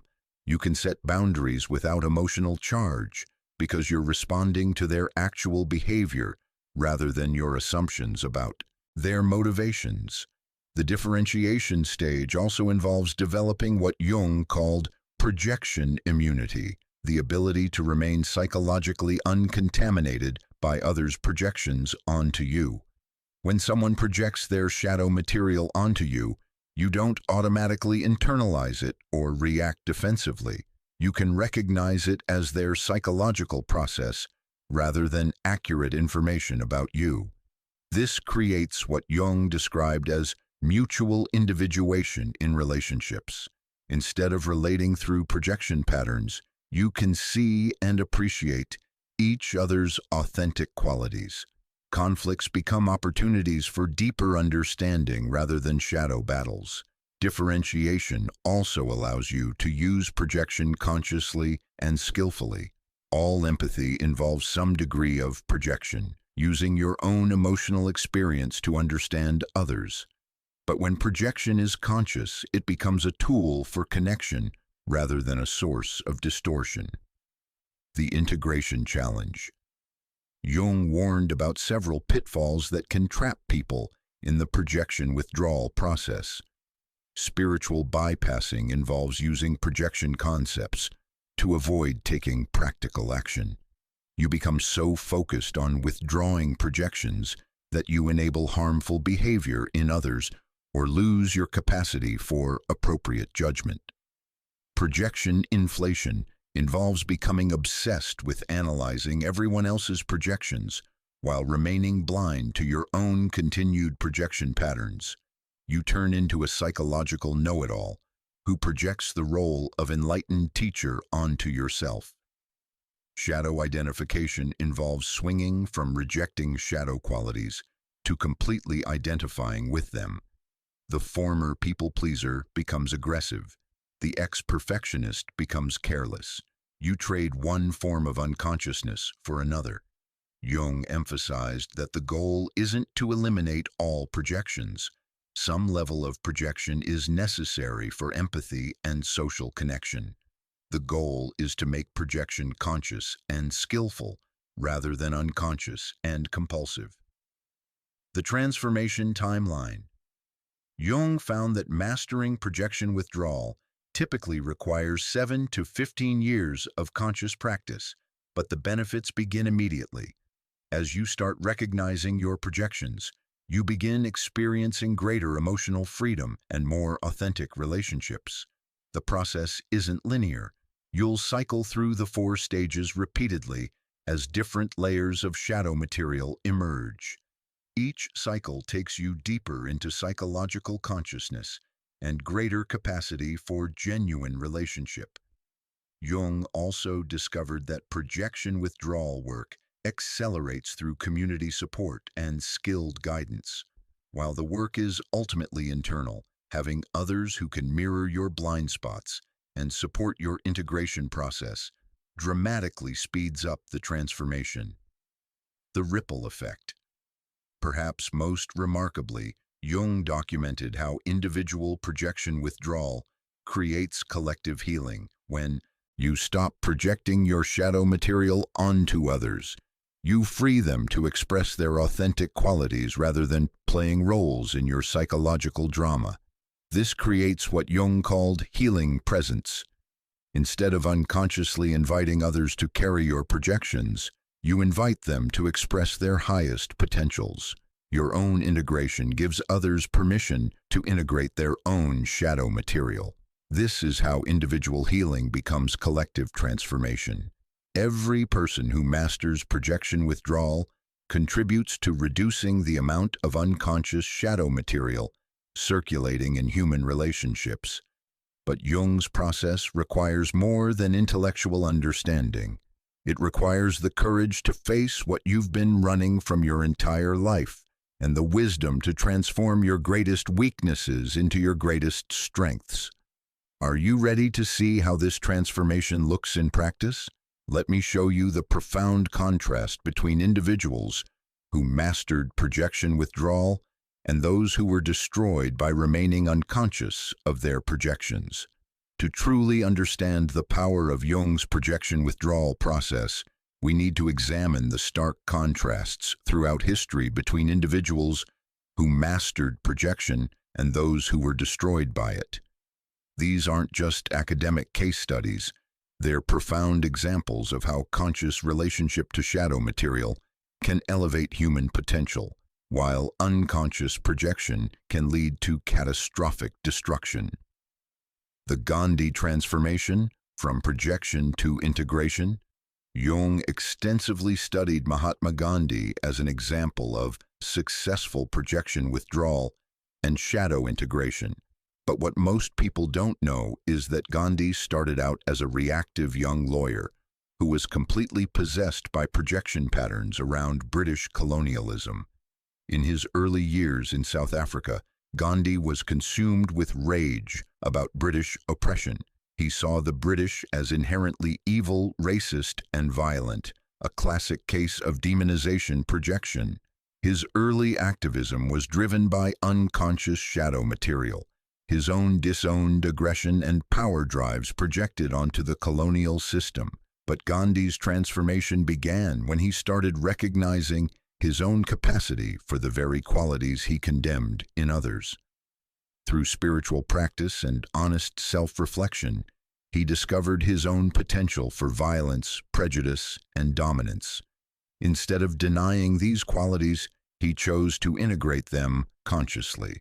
This integration didn't make Gandhi passive, it made him incredibly powerful. By acknowledging his own shadow material, he could see the British colonizers as human beings caught in unconscious patterns rather than as inherently evil enemies. This allowed him to develop non-violent resistance strategies that were actually more effective than violent rebellion. Jung noted that Gandhi's autobiography reveals his process of withdrawing projections about the evil British and recognizing his own capacity for violence. Paradoxically, this recognition gave him the power to resist violence effectively. He could fight injustice without being possessed by hatred because he had integrated his own shadow material. The result was extraordinary. Gandhi could sit across from British officials and see their humanity while still opposing their policies. He could organize massive resistance campaigns without demonizing his opponents. He could maintain his moral authority precisely because he had acknowledged his own moral limitations. Gandhi's example shows how projection withdrawal doesn't make you weak or passive. It makes you strategically powerful and morally authentic. He became one of history's most effective revolutionaries precisely because he had done his own projection work. Hitler, the catastrophic failure of projection. In stark contrast, Jung's analysis of Adolf Hitler reveals what happens when someone becomes completely possessed by projected shadow material. Hitler represents perhaps history's most extreme example of projection failure, a man so unconscious of his own psychology that he tried to literally exterminate the human qualities he couldn't accept in himself. Jung's psychological profile of Hitler, developed during World War II, showed a personality completely dominated by projection. Hitler could not recognize any shadow material in himself, so he projected all of his disowned qualities onto external enemies: Jews, communists, intellectuals, and other groups. Hitler's anti-Semitism was largely projection of his own self-hatred and feelings of inadequacy. His obsession with racial purity was projection of his own inner chaos and psychological contamination. His need to dominate others was projection of his own feelings of powerlessness and victimization. But here's what makes Hitler's case particularly instructive. He wasn't born evil. Jung's analysis suggests he was originally a sensitive, artistic individual whose creative aspirations were crushed by rejection and trauma. Instead of integrating these wounds, he projected them onto others and became possessed by the very qualities he was trying to reject in himself. Hitler became the ultimate victim, blaming others for all problems, the ultimate persecutor, attacking projected enemies, and the ultimate false rescuer, claiming to save Germany from projected threats. He was completely trapped in what we now call the drama triangle, unable to see reality clearly because of massive projection patterns. The tragedy is that Hitler's projections were so compelling that he convinced millions of people to participate in his psychological delusions. This is how individual projection failure can become collective catastrophe. One person's unconscious shadow material can possess entire cultures if it resonates with collective projection patterns. Jung's analysis of Hitler serves as a warning about what happens when projection becomes completely unconscious and politically empowered. It shows how the very qualities we refuse to acknowledge in ourselves can eventually possess us and express themselves in monstrous ways. Relationship transformations, the Wilson case study. Jung documented numerous couples who demonstrated the contrast between projection-based and integration-based relationships. The case of Robert and Emma Wilson illustrates how projection withdrawal can transform marriages from mutual shadow battles into partnerships of conscious growth. When the Wilsons first came to therapy, they were trapped in classic projection patterns. Robert constantly criticized Emma's emotional instability, while Emma attacked Robert's emotional unavailability. They had been married for 15 years but had never actually seen each other clearly because they were both looking through the lens of projection. Through Jung's process, Robert discovered he was projecting his own disowned emotionality onto Emma. He had learned as a child that emotions were dangerous and unmanly, so he had suppressed his own emotional life and projected it onto his wife. Every time Emma expressed emotion, he was actually seeing his own forbidden feelings reflected back at him. Emma, meanwhile, was projecting her own disowned strength and independence onto Robert. She had been taught that women should be accommodating and dependent, so she had rejected her own power and projected it onto her husband as controlling behavior. As they began withdrawing these projections and reclaiming their disowned aspects, their relationship transformed dramatically. Robert learned to access and express his own emotions instead of being threatened by Emma's emotional expression. Emma learned to access and express her own power instead of resenting Robert's leadership. The result wasn't compromise, it was mutual empowerment. They didn't meet in the middle. They both became more complete individuals. Robert became more emotionally available without losing his strength. Emma became more independent without losing her capacity for intimacy. Their conflicts didn't disappear, but they changed quality completely. Instead of fighting about projected shadow material, they could address actual differences of opinion and preference. Instead of trying to change each other, they could appreciate each other's unique qualities. Jung documented how their individual integration created what he called mutual individuation, a relationship where both people could grow into their full potential instead of being trapped in complementary projection patterns. Leadership contrasts, transformational versus shadow-possessed leaders. Jung studied numerous examples of leaders who demonstrated either conscious integration or unconscious projection, showing how individual psychology directly impacts collective outcomes. Leaders who have done their projection work become what Jung called transformational presences. They can see people's actual potentials rather than their own projected assumptions. They can address problems skillfully without being driven by emotional reactivity. They can maintain clear boundaries without demonizing those who disagree with them. These leaders create what Jung called conscious cultures and organizations and communities where people are invited to express their authentic qualities rather than playing roles in unconscious psychological dramas. They model integration work, making it safe for others to acknowledge and work with their own shadow material. In contrast, leaders who are possessed by projection patterns create what Jung called toxic systems. They unconsciously invite others to carry their projected shadow material, creating organizational cultures based on blame, scapegoating, and unconscious role-playing. These shadow-possessed leaders often achieve short-term success through manipulation and control, but they ultimately destroy the human potential around them. They create cultures of projection where everyone is walking on eggshells, afraid of triggering the leader's unconscious material. Cultural evolution, integration versus projection-based societies. Jung's analysis extended to entire civilizations, showing how cultural attitudes toward shadow work determine societal outcomes.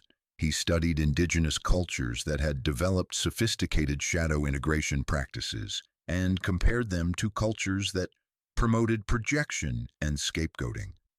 Cultures that encouraged shadow integration, like certain Native American traditions with vision quests and shadow dancing rituals, tended to develop sustainable social structures, effective conflict resolution processes, and high levels of psychological wisdom. These cultures understood that individual shadow work was essential for community health. They created ritualized opportunities for people to encounter and integrate their disowned aspects in supportive community contexts. In contrast, cultures based on projection and scapegoating, like many historical examples of totalitarian societies, tended toward instability, violence, and eventual collapse. These cultures encourage people to project their shadow material onto enemy groups, rather than doing their own integration work. Jung predicted that technological advancement without psychological development would amplify these cultural projection patterns to dangerous levels. He warned that modern communication technology could spread projection patterns across entire populations almost instantaneously, creating global shadow possession events. The choice point. These historical contrasts reveal that projection withdrawal isn't just individual therapy, it's a fundamental choice that determines the trajectory of human development. Every person faces the same choice that Gandhi and Hitler faced: integrate your shadow material consciously, or be possessed by it unconsciously. The external circumstances don't determine the outcome. Gandhi faced enormous oppression, but chose integration, while Hitler faced personal rejection, but chose projection. The determining factor is the willingness to take responsibility for your own psychological material rather than projecting it onto others. Jung's historical analysis suggests that humanity is currently at a collective choice point. We can continue escalating projection patterns through technology and mass media, leading toward collective shadow possession and potential civilizational collapse. Or we can begin doing widespread projection withdrawal work, leading toward what Jung called conscious culture and collective individuation. The choice isn't just personal, it's species-wide. Every individual who does their own projection work contributes to the collective capacity for conscious evolution. Every person who remains trapped in projection patterns adds to the collective shadow that threatens our survival. This is why Jung considered projection withdrawal work to be not just therapeutic, but evolutionary. It's how human consciousness develops beyond unconscious reactivity toward conscious relationship. It's how we evolve from being controlled by our shadows to being empowered by our integration. But this choice requires understanding something that Jung discovered about projection work that most people never realize. It's not comfortable self-improvement. It's a heroic journey that demands confronting everything you've tried not to be. Before I share the practical tools for projection withdrawal, you need to understand that Jung's insights didn't come from academic study. They emerged from his own devastating encounter with his shadow during what he called his confrontation with the unconscious. This was a psychological crisis so intense that Jung nearly lost his sanity, but it ultimately transformed him from a clever therapist into a revolutionary psychologist who could see the universal human patterns that others missed. What I'm about to share with you is the untold story of how Jung discovered the projection mechanism through his own psychological breakdown and integration process. This isn't just biographical information. It's a roadmap for what you can expect when you begin serious projection work yourself. The break with Freud. Projection revealed. Jung's crisis began in 1913 when he broke with Sigmund Freud, his mentor and father figure in the psychoanalytic movement. But what Jung initially thought was a professional disagreement was actually a massive projection pattern that he had been unconscious of for years. Jung had projected his own need for approval and authority onto Freud, seeing him as the all-knowing father who would validate Jung's worth as a psychologist. When their theoretical differences emerged, Jung experienced it not just as intellectual disagreement, but as devastating personal rejection. But the real crisis came when Jung began to recognize how he had been projecting onto Freud. He wasn't just disappointed by Freud's response to his ideas. He was confronting his own unhealed father wound and his desperate need for external validation.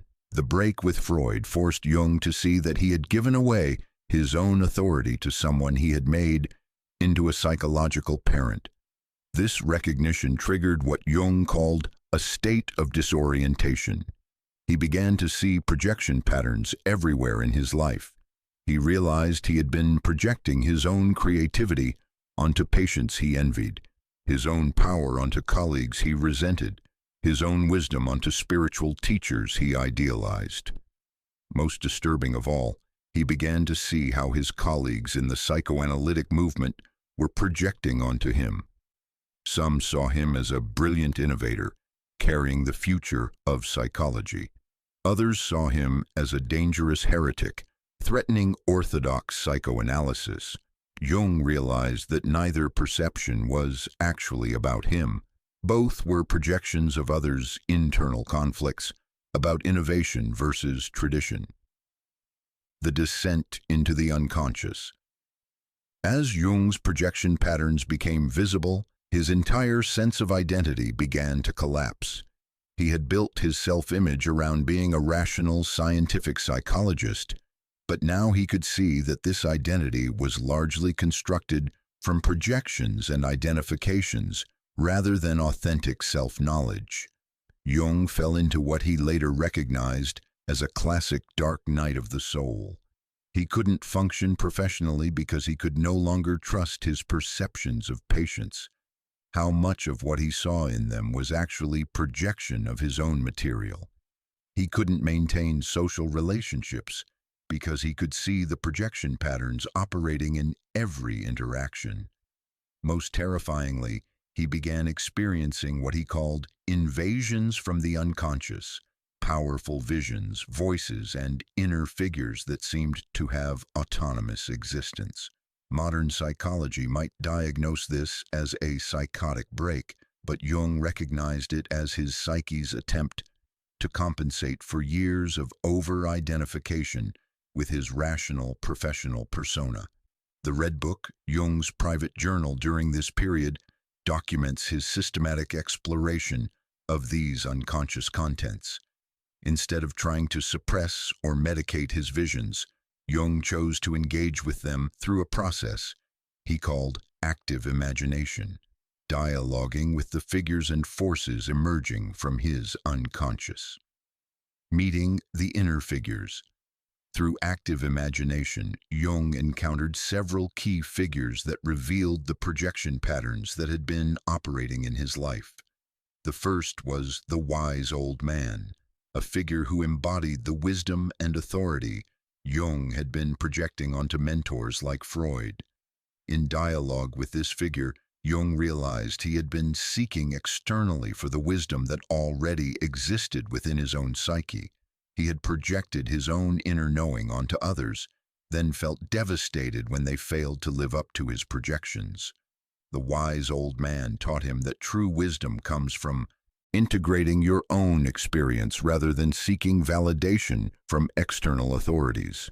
The second major figure was the anima, the feminine aspect of his psyche that he had been projecting onto women in his life.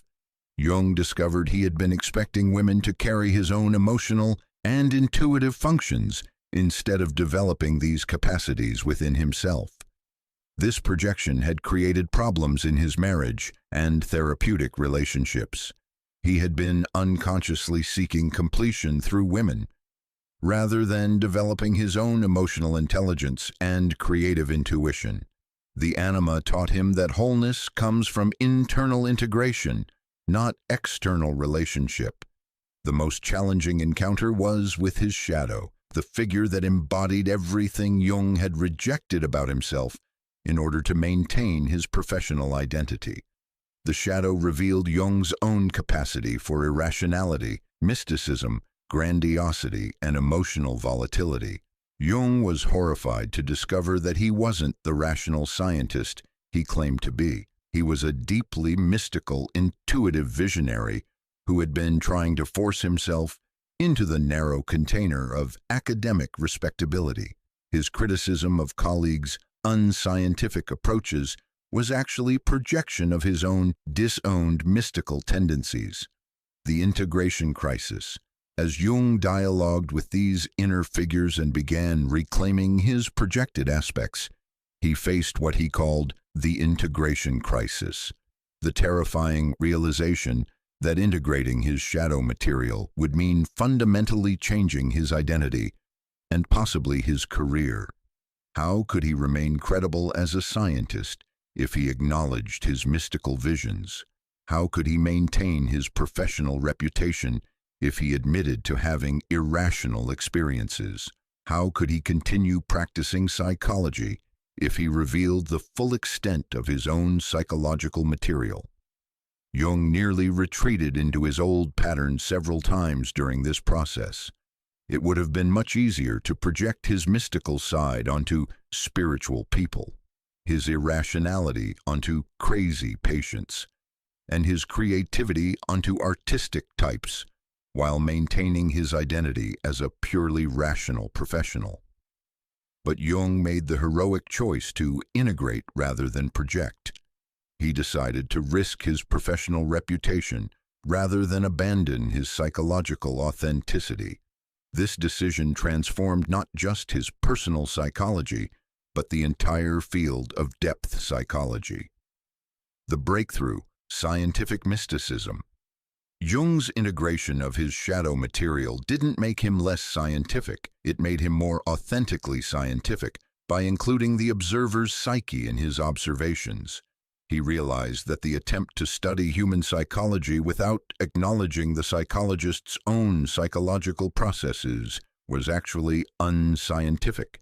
By integrating his mystical tendencies instead of projecting them, Jung could explore phenomena like synchronicity, the collective unconscious, and archetypal patterns that more rational psychologists couldn't even see. His willingness to face his own irrationality gave him access to forms of intelligence that pure rationality couldn't reach.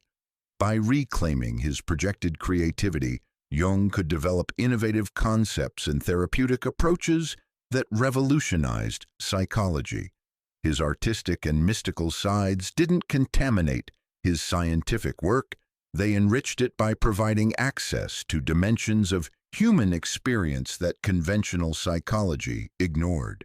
Most importantly, by withdrawing his projections and seeing his own psychological processes clearly, Jung became capable of seeing universal human patterns that others missed. He could recognize projection, shadow dynamics, and individuation processes in his patients because he had lived through these processes himself. The professional transformation Jung's integration work transformed his therapeutic approach completely.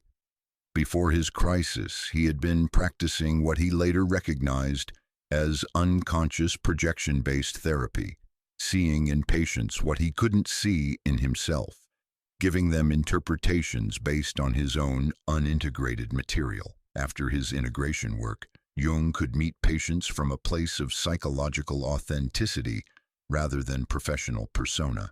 He could see their individuation journeys clearly because he had mapped the territory through his own experience.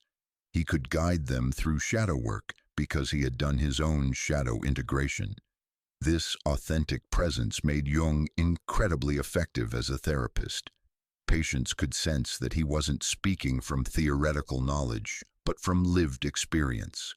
They could trust him to guide them through their own dark nights of the soul because he had survived his own.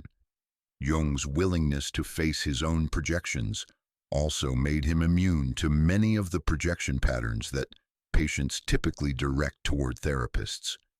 When patients idealized him as a perfect wise man or demonized him as a dangerous authority, Jung could recognize these as projection patterns rather than accurate perceptions. The personal cost and reward. Jung's integration journey took nearly 6 years and cost him tremendously in terms of professional relationships, social standing, and psychological comfort. Many colleagues dismissed him as having gone mystical. His marriage went through severe strain as he integrated his shadow material and withdrew projections from his wife. But the rewards were extraordinary. Jung became liberated from the need for external validation because he had reclaimed his projected authority. He became capable of authentic relationship because he could see people clearly rather than through the lens of projection. He became genuinely creative because he had integrated his shadow material rather than projecting it onto others. Most importantly, Jung became what he called individually whole, a person who could contain and express the full spectrum of human psychological potentials rather than being limited to a narrow persona while projecting everything else onto others. The universal pattern. Jung's personal crisis revealed the universal pattern that every person must navigate in order to become psychologically mature. You cannot remain unconscious of your projection patterns indefinitely. Eventually, life will force you to confront them through crisis, breakdown, or relationship failure.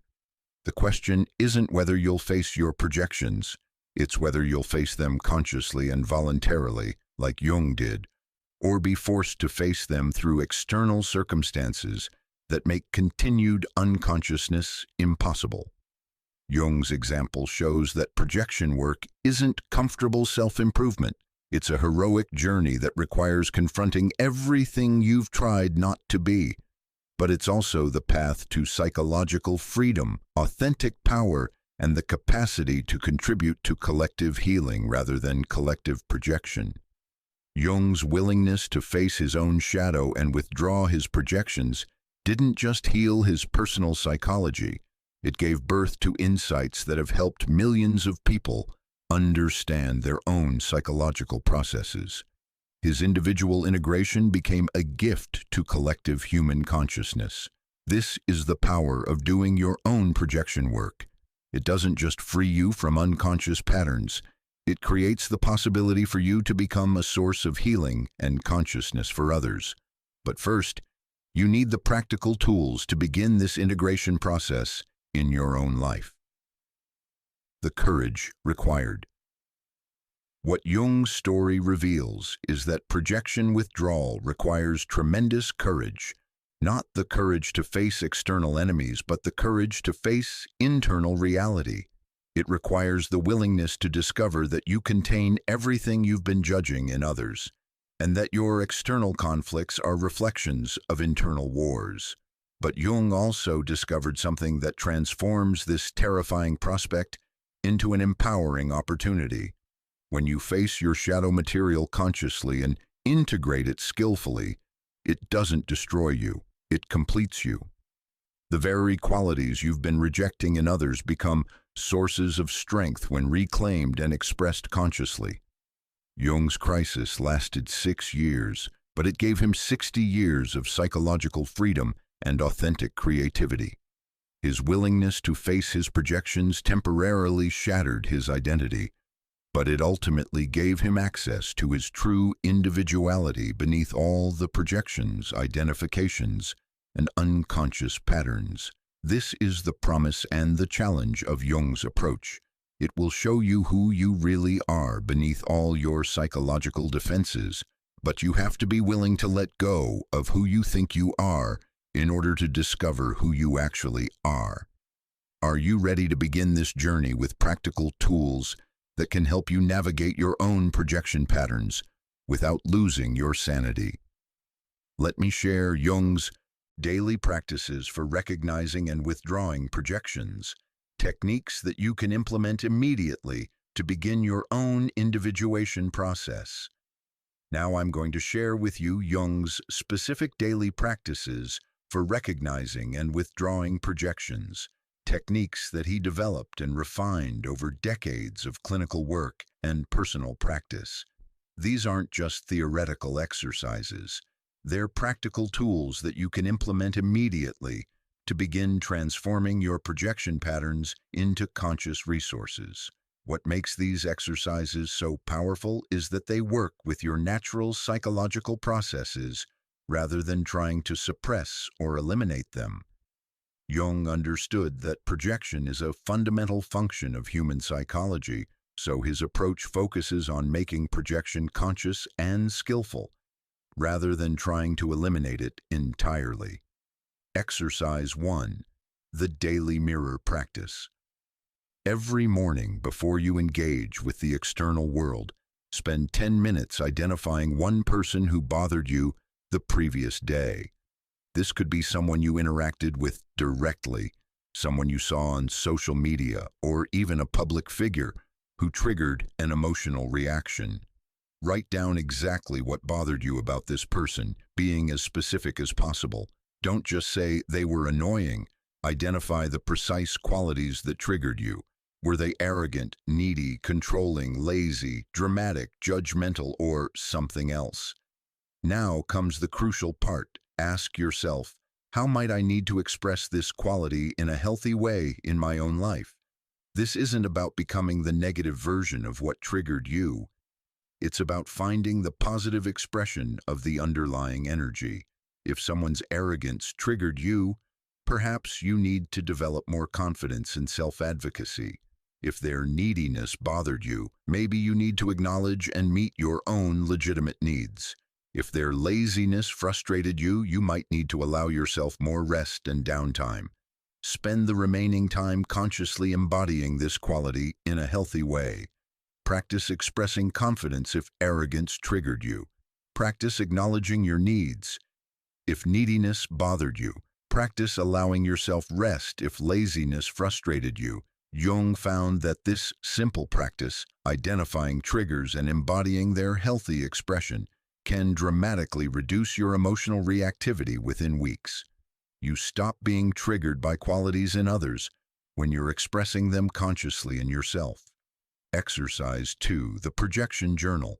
Keep a daily log of your emotional reactions to others, noting patterns and recurring themes that reveal your shadow material.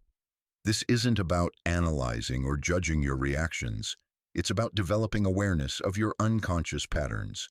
Create 4 columns in your journal: person, situation that triggered you, specific quality that bothered you, intensity of reaction, 1-10 scale, possible shadow material, what this might reveal about you. Jung discovered that most people project the same 3-5 disowned qualities repeatedly. By tracking your patterns over time, you'll begin to see these recurring themes clearly. You might notice that you're consistently triggered by selfishness, control, weakness, dishonesty, or whatever your particular shadow constellations happen to be. Pay special attention to reactions that score 7 or higher on the intensity scale. These usually indicate the most important shadow material for integration. Also notice patterns across different contexts. If you're triggered by controlling behavior at work, in relationships, and on social media, that's a clear indication of projected shadow material. Once you identify your top 3-5 projection patterns, you can begin working with them systematically through the other exercises.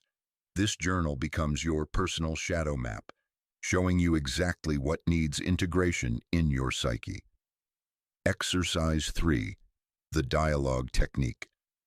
When you're triggered by someone, instead of arguing with them, either externally or in your head, have an imaginary dialogue where you try to understand their perspective. This practice helps you separate projection from reality by accessing empathy and curiosity, rather than judgment and reactivity.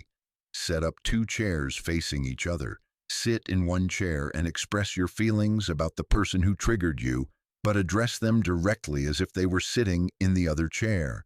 Say everything you're thinking and feeling without censoring yourself. Then move to the other chair and respond as that person. Try to genuinely understand their perspective, their motivations, and their experience. What might they have been feeling or needing when they behaved in the way that triggered you? Continue this dialogue, switching chairs each time until you feel some shift in your perception of the situation. Usually, this process reveals how much of your reaction was based on assumptions and projections rather than accurate understanding of their actual experience. Jung found that this technique helps people distinguish between projection and reality. Often you'll discover that you were reacting to stories you made up about their motivations rather than responding to their actual behavior. Sometimes you'll gain genuine insight into their perspective that reduces your emotional charge. Exercise 4. The Shadow Integration Meditation. This is perhaps Jung's most powerful technique for transforming projected material into conscious resources. Once you've identified a quality that consistently triggers you in others, spend time visualizing yourself embodying that quality in its positive expression. Choose a quiet space and bring to mind someone who embodies the quality that triggers you. Instead of focusing on your judgment of them, imagine yourself expressing that same energy in a healthy, conscious way. If aggression triggers you, visualize yourself being appropriately assertive, setting clear boundaries, and standing up for yourself or others when necessary. If selfishness bothers you, imagine yourself practicing healthy self-care, saying no to unreasonable demands, and prioritizing your own well-being. As you visualize yourself embodying these qualities, notice any resistance, fear, or judgment that arises. This resistance reveals the psychological barriers that have kept you from accessing these aspects of yourself. Breathe through the resistance and continue the visualization. The goal isn't to become selfish, aggressive, or whatever quality triggers you. It's to reclaim the healthy expression of that energy that you've disowned. Every quality has both shadow and light expressions. Integration means accessing the light expression rather than projecting the shadow expression onto others. Exercise 5. The reality check protocol. Before making any significant judgment about another person's character or motivations, run through this 5-question reality check to distinguish between projection and accurate perception. Am I seeing this person's actual behavior, or am I seeing my assumptions about their motivations? How intense is my emotional reaction, and is it proportionate to what actually happened? Does this person remind me of someone from my past, and might I be projecting old patterns onto them? What story am I telling myself about why they behaved this way, and how might that story be wrong? If a trusted friend behaved exactly the same way, would I interpret it differently? This protocol helps you catch projections before they solidify into fixed judgments about others. Jung found that most interpersonal conflicts involve at least 50% projection material, and this reality check can help you separate your psychological material from actual relational issues. Exercise 6. The compassion bridge. When you catch yourself judging someone, immediately find the same quality in yourself and offer compassion to both yourself and the other person.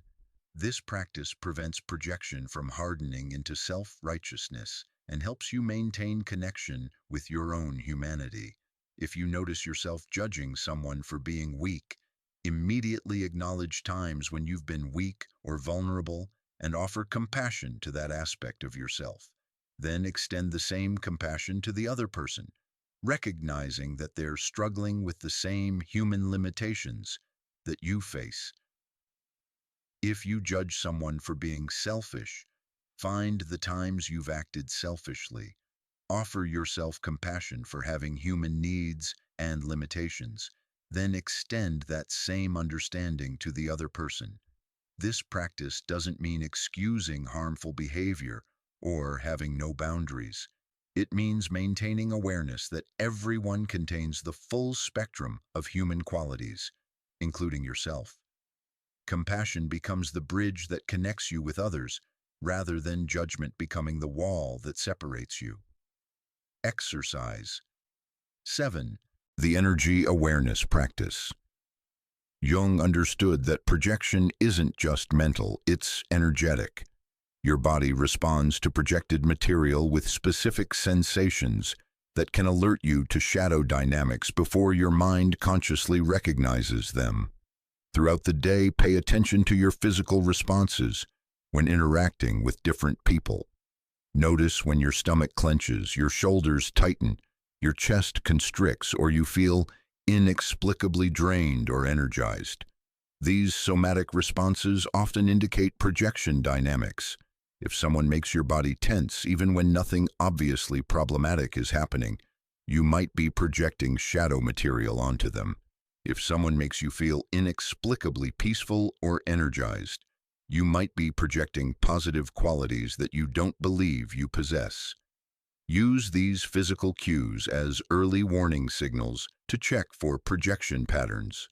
Ask yourself, what quality in this person is my body responding to, and how might I need to express or integrate that quality in myself? Exercise 8. The dream integration process. Jung discovered that people who trigger you in waking life often appear in dreams as shadow figures representing disowned aspects of yourself. Pay attention to these dream appearances and use them as projection withdrawal opportunities. Keep a dream journal and note when people from your waking life appear in your dreams. Pay attention to how they behave in the dream, what they say, and how you relate to them. Often the dream will show you the shadow qualities they represent more clearly, than your waking consciousness can perceive. Have imaginary conversations with these dream figures, asking them what they're trying to teach you about yourself. Sometimes the person who irritates you in waking life will appear in the dream as a wise teacher or helpful ally, showing you the positive aspects of the qualities you judge in them.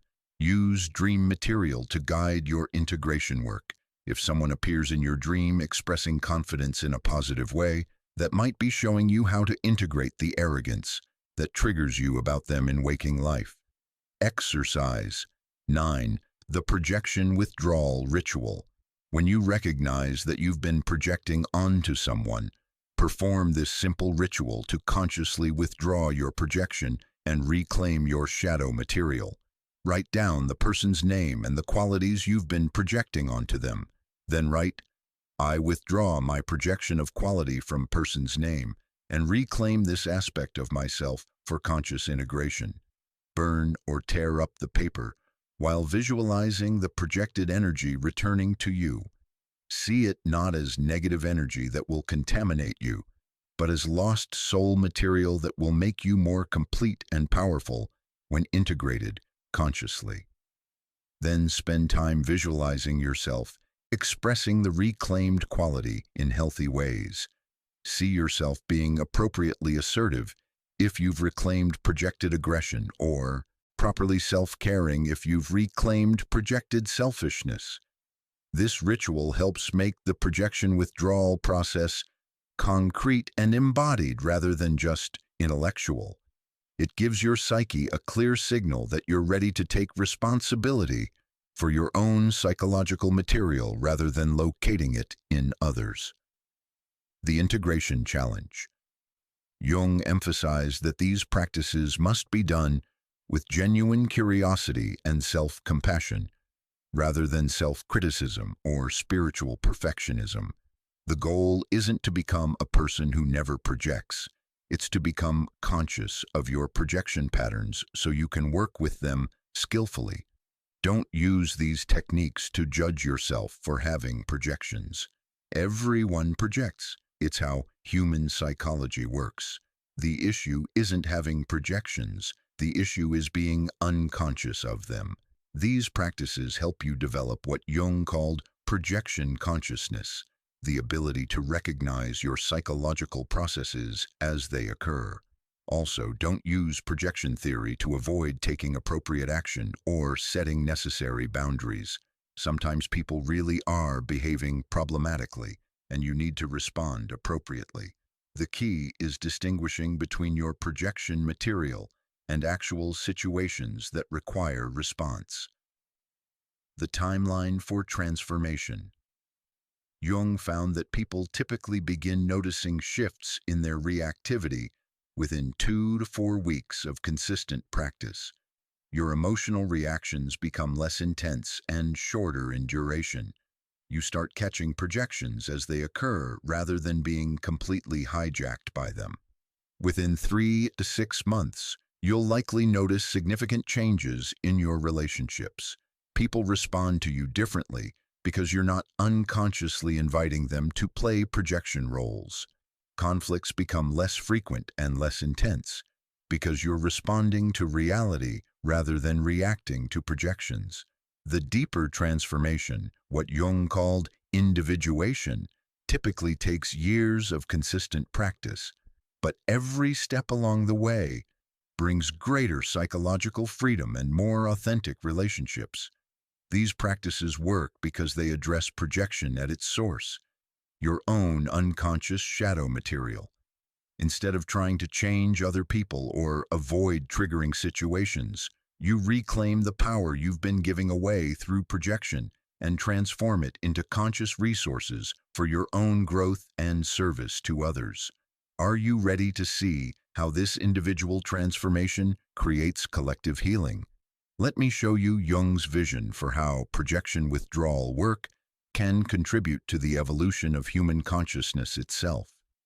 Jung discovered that mastering projection follows a predictable hero's journey with 5 distinct stages that every individual must navigate to achieve psychological maturity. Understanding these stages helps you know where you are in the process and what to expect as you progress toward what Jung called individuated relationship, the ability to see and love others as they truly are. What makes this transformation arc so important is that each stage has specific challenges, gifts, and pitfalls.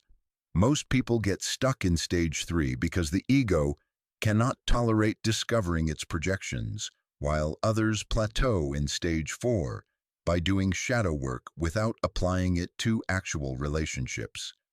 Jung found that reaching stage 5 typically requires 7 to 15 years of conscious practice, but the rewards include authentic relationships, effective leadership, and the capacity to contribute to collective healing. Stage 1. Unconscious projection, the prison of reactivity. In stage 1, you live in complete identification with your projections, believing that your emotional reactions are caused by others and trapped in what Jung called victim consciousness, the belief that others are responsible for your inner state. At this stage, you have no awareness that projection exists. When someone triggers anger, sadness, or fear in you, you're absolutely convinced that they caused these feelings through their behavior. The idea that your reactions might reveal something about your own psychology seems absurd or threatening. People in stage 1 often say things like, "She makes me so angry. He's obviously trying to manipulate me. They're just selfish," or "anyone would react this way."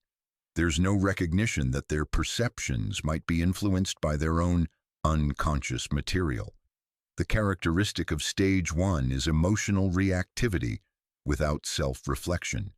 You're completely at the mercy of other people's behavior because you believe their behavior directly controls your inner state.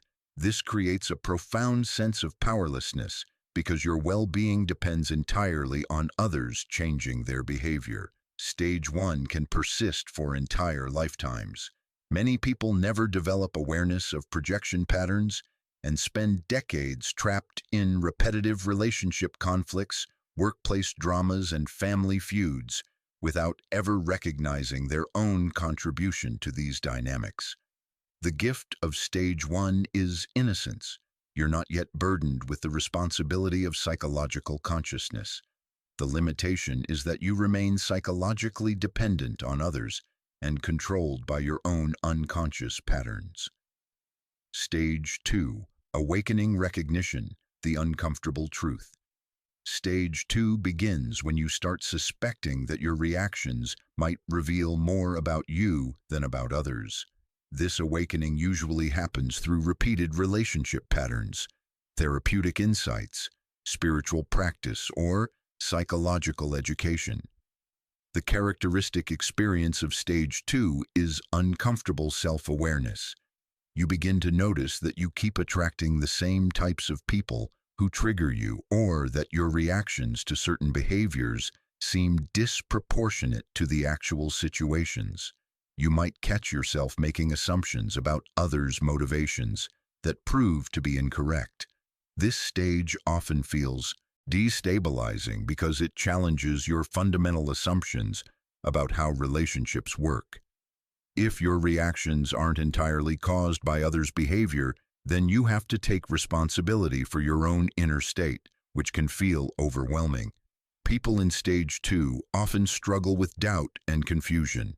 They oscillate between blaming others, reverting to stage 1, and taking complete responsibility for everything, jumping ahead to stage 3 prematurely.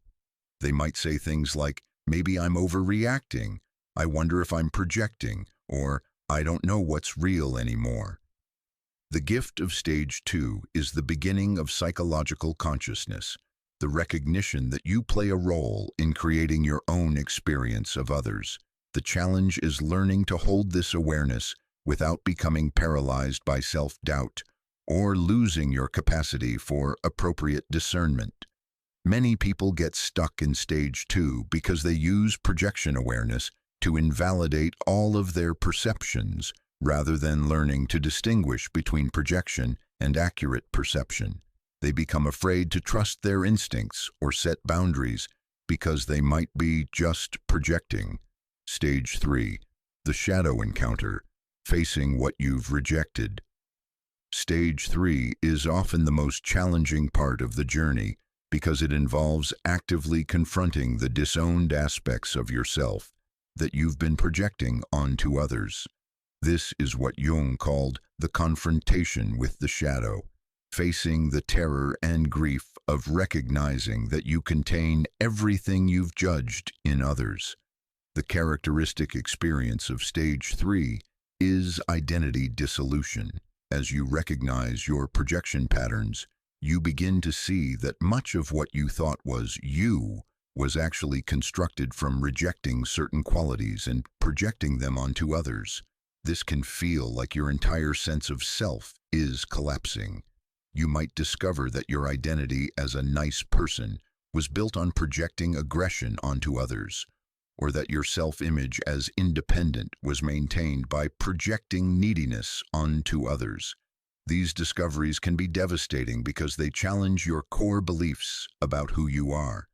Stage 3 often involves intense emotions, grief for the energy wasted fighting external battles instead of doing internal work, anger at being unconscious for so long, fear about who you might be without your familiar projection patterns, and shame about having misjudged so many people. This stage can last months or years, and often involves what feels like a psychological death and rebirth. You're letting go of a false self that was constructed from projection patterns and discovering who you actually are beneath all the unconscious defenses. The danger of stage 3 is getting stuck in shadow identification, swinging from rejecting certain qualities to completely identifying with them. The person who discovers their projected aggression might become inappropriately aggressive. The former people pleaser might become selfishly demanding. The gift of stage 3 is authentic self-knowledge. You begin to see yourself as you actually are, a complex human being with the full spectrum of psychological qualities rather than the limited persona you've been trying to maintain through projection. Stage 4, integration work, reclaiming your power. Stage 4 involves consciously reclaiming the projected qualities and learning to express them in healthy, conscious ways. This is the stage of active shadow work, where you develop the capacity to embody the full spectrum of human potentials rather than remaining limited to your familiar comfort zone. The characteristic of stage 4 is conscious choice. Instead of being unconsciously controlled by your reactions or unconsciously possessed by shadow material, you learn to choose how and when to express different aspects of yourself based on what the situation requires. If you've reclaimed your projected aggression, you can choose to be assertive when boundaries are needed without being inappropriately aggressive in situations that call for gentleness. If you've integrated your projected vulnerability, you can choose to be open and authentic when intimacy is appropriate without being inappropriately vulnerable in professional contexts. This stage requires developing what Jung called conscious relationship with the opposites, the ability to hold paradox and complexity rather than splitting everything into good and bad categories. You learn that aggression and gentleness are both valuable qualities depending on context, that selfishness and selflessness both serve important functions, that strength and vulnerability can coexist. The work of stage 4 often involves years of practicing new behaviors, healing old wounds, and learning to express previously disowned aspects of yourself in skillful ways. It's not enough to recognize that you've been projecting. You have to actually integrate the projected material through embodied practice. Many people plateau in stage 4 because they do shadow work in isolation without applying it to actual relationships. They might become very self-aware and emotionally intelligent in therapy or personal development contexts, but still fall into projection patterns in their daily interactions with others. The gift of stage 4 is psychological wholeness and authentic personal power. You become less dependent on others for your sense of completeness because you've reclaimed the aspects of yourself you had been seeking through projection onto others. Stage 5. Projection mastery, becoming a clear mirror. Stage 5 represents Jung's vision of psychological maturity, becoming what he called an individuated person who can engage in conscious relationship with others. At this stage, you've developed the capacity to see people clearly without the distortion of projection, while maintaining healthy boundaries and authentic self-expression. The characteristic of stage 5 is what Jung called differentiated relating, the ability to be fully yourself while allowing others to be fully themselves, without needing them to change in order for you to feel okay. You can appreciate others' unique qualities without idealizing them, and you can see their limitations without demonizing them. People in stage 5 have developed what Jung called projection immunity. They don't automatically absorb others' projections onto them, and they don't unconsciously project their own material onto others. They can remain psychologically clean and clear in the midst of others' unconscious patterns. This doesn't mean becoming emotionally detached or losing your capacity for intimacy. Stage 5 individuals often have deeper, more authentic relationships because they're relating to actual people rather than projection fantasies. They can love more fully because they're not trying to get others to complete them or carry their disowned material. Stage 5 also involves becoming what Jung called a cultural healer, someone who interrupts collective projection patterns and models conscious relationship. When you interact with others from a place of integration rather than projection, you unconsciously invite them to access more integrated states in themselves. The gift of stage 5 is genuine freedom and the capacity to contribute to collective evolution. You become a force for consciousness in the world rather than adding to the collective unconsciousness through projection patterns. The spiral nature of the process. Jung emphasized that this isn't a linear progression where you complete one stage and move permanently to the next. The transformation arc is more like a spiral where you cycle through the stages repeatedly at deeper levels as different layers of shadow material emerge. You might be in stage 5 regarding certain projection patterns while still in stage 2 or 3 with others. A person who has mastered projection patterns around authority figures might still be unconscious about projection patterns around intimate partners or family members. Each time you encounter a new projection pattern or a deeper layer of an old one, you cycle through the stages again. But each cycle becomes easier and faster because you've developed the skills and awareness to navigate the process more skillfully. The collective dimension. Jung's vision extended beyond individual transformation to collective evolution. He believed that as more individuals reach stage 5, humanity as a whole evolves toward what he called conscious culture, a civilization based on clear seeing and authentic relationship rather than projection and unconscious reactivity. Every person who masters their projection patterns contributes to reducing the amount of unconscious shadow material circulating in human relationships. They become what Jung called carriers of consciousness, who help elevate the collective level of psychological awareness. This is why Jung considered projection work to be not just therapeutic but evolutionary. It's how human consciousness develops beyond unconscious reactivity toward conscious relationship. It's how we evolve from being controlled by our shadows to being empowered by our integration. The transformation arc reveals that projection mastery isn't just about personal growth. It's about contributing to the evolution of consciousness itself. Every stage you progress through this journey makes you more capable of authentic relationship and more effective at interrupting collective unconsciousness patterns.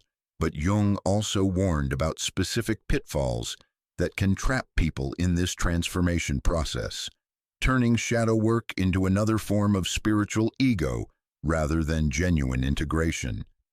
These warnings are crucial for anyone serious about projection mastery. Before I share Jung's vision for collective transformation, I need to warn you about 4 dangerous pitfalls that can trap those attempting projection withdrawal work. Jung issued these warnings because he observed how shadow work itself could become corrupted by the very patterns it was meant to heal, turning psychological awareness into spiritual arrogance and self-knowledge into self-deception. Understanding these pitfalls isn't meant to discourage you from doing the work.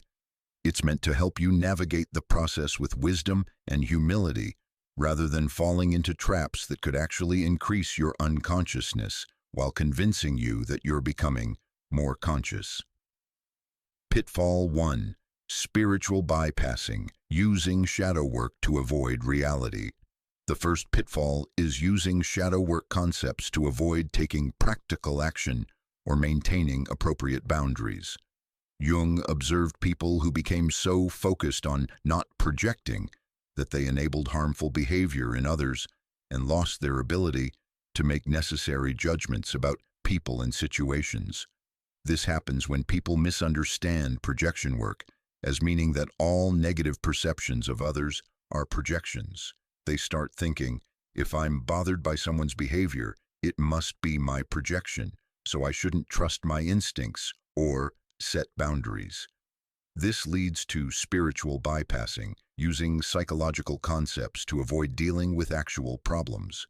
I've seen people stay in abusive relationships because they convinced themselves that their discomfort was just projection. I've watched managers fail to address problematic employee behavior because they were afraid of projecting judgment. I've witnessed parents fail to set appropriate limits with their children because they didn't want to be projecting their own control issues. Jung was clear that projection work doesn't mean becoming passive or losing your capacity for discernment. Sometimes people really are behaving inappropriately, and you need to respond skillfully. The key is learning to distinguish between emotional reactivity, which often indicates projection, and clear assessment of actual situations. Spiritual bypassing with projection work often sounds like, I shouldn't judge anyone because it's probably my projection. All conflict is just mutual projection, or if I do my shadow work, I won't need boundaries. These statements reveal a misunderstanding of how projection actually works. Real projection mastery involves becoming more discerning, not less. When you've integrated your shadow material and withdrawn your projections, you can see people and situations more clearly because you're not looking through the distorting lens of your own unconscious patterns. The antidote to spiritual bypassing is what Jung called conscious discernment, the ability to hold both psychological awareness and practical wisdom. You can recognize when you're projecting while still taking appropriate action when action is needed. Pitfall 2. Projection inflation, becoming the shadow work police. The second pitfall involves becoming obsessed with analyzing everyone else's projections, while remaining blind to your own continued projection patterns. Jung called this projection inflation, turning shadow work awareness into a new form of superiority and judgment. People caught in projection inflation often become amateur psychologists who constantly point out others' projections while being defensive about their own. They project the role of enlightened teacher onto themselves while seeing others as unconscious students who need their insights. This sounds like, you're clearly projecting your father issues onto me. Your anger is obviously your own shadow material. Or, if you'd done your shadow work, you wouldn't be reacting this way. The person has turned projection theory into a weapon for maintaining superiority rather than a tool for self-discovery. Projection inflation is particularly dangerous because it feels so righteous. You're not being judgmental. You're helping people see their unconscious patterns. You're not being superior. You're sharing psychological wisdom. But underneath the helpful facade, you're often projecting your own need for control, validation, or specialness onto your role as shadow work expert. Jung observed that projection inflation often affects people in stage 4 of the transformation arc. They've done enough shadow work to recognize projection patterns, but they haven't integrated enough humility to recognize that they're still projecting, just in more sophisticated ways. The antidote to projection inflation is maintaining what Jung called beginner's mind about your own psychological processes.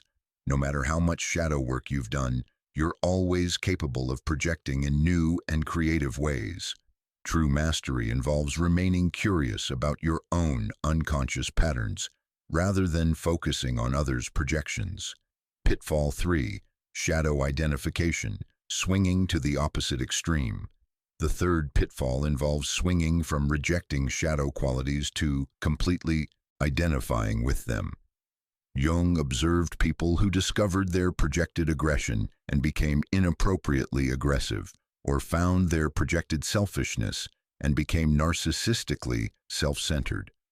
Shadow identification happens when people misunderstand integration as meaning express everything you've suppressed.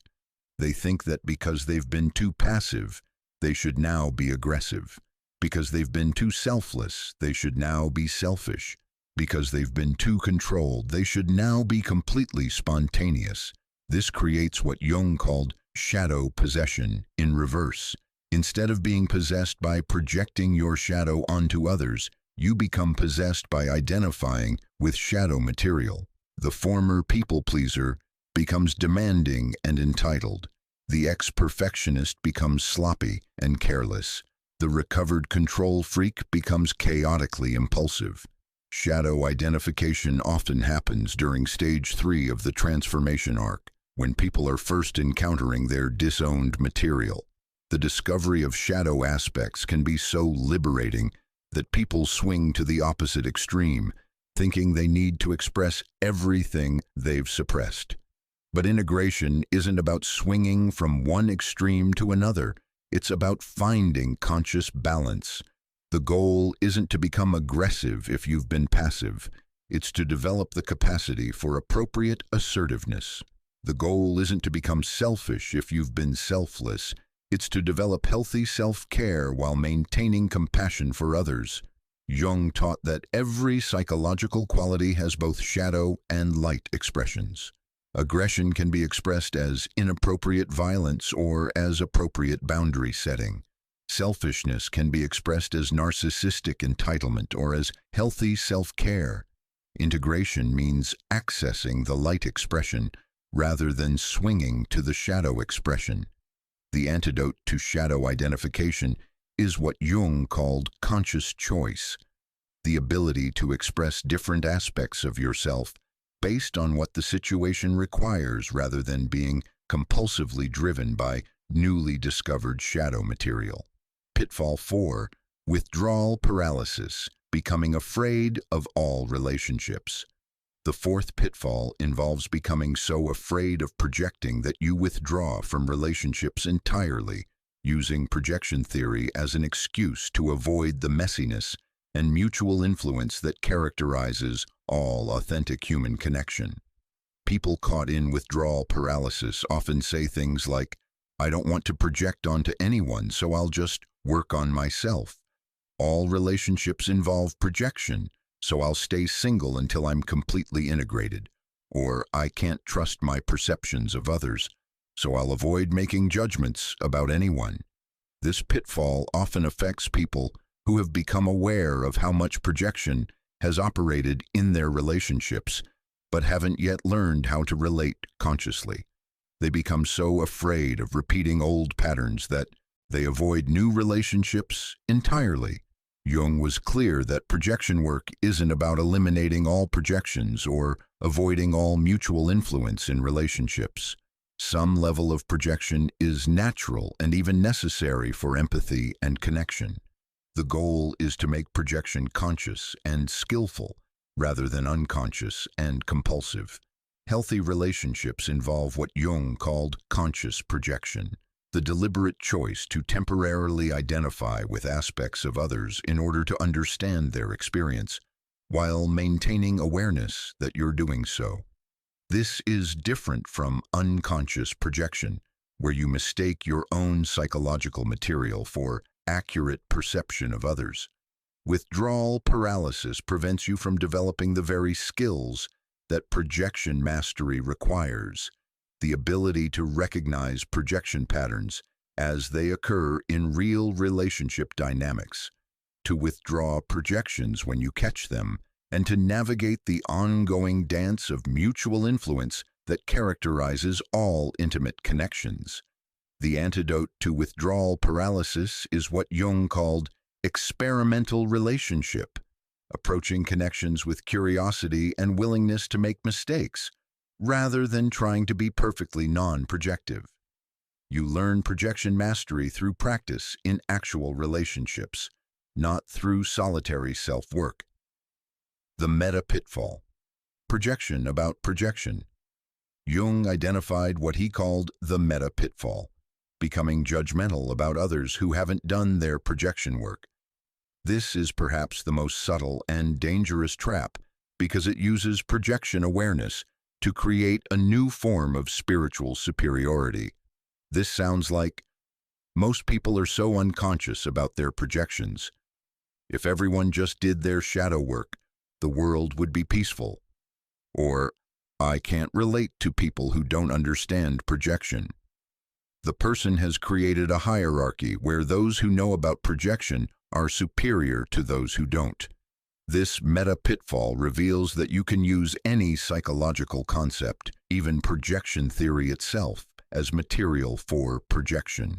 You can project your own sense of superiority, specialness, or separation onto your role as someone who understands projection while seeing others as inferior beings who are trapped in unconsciousness.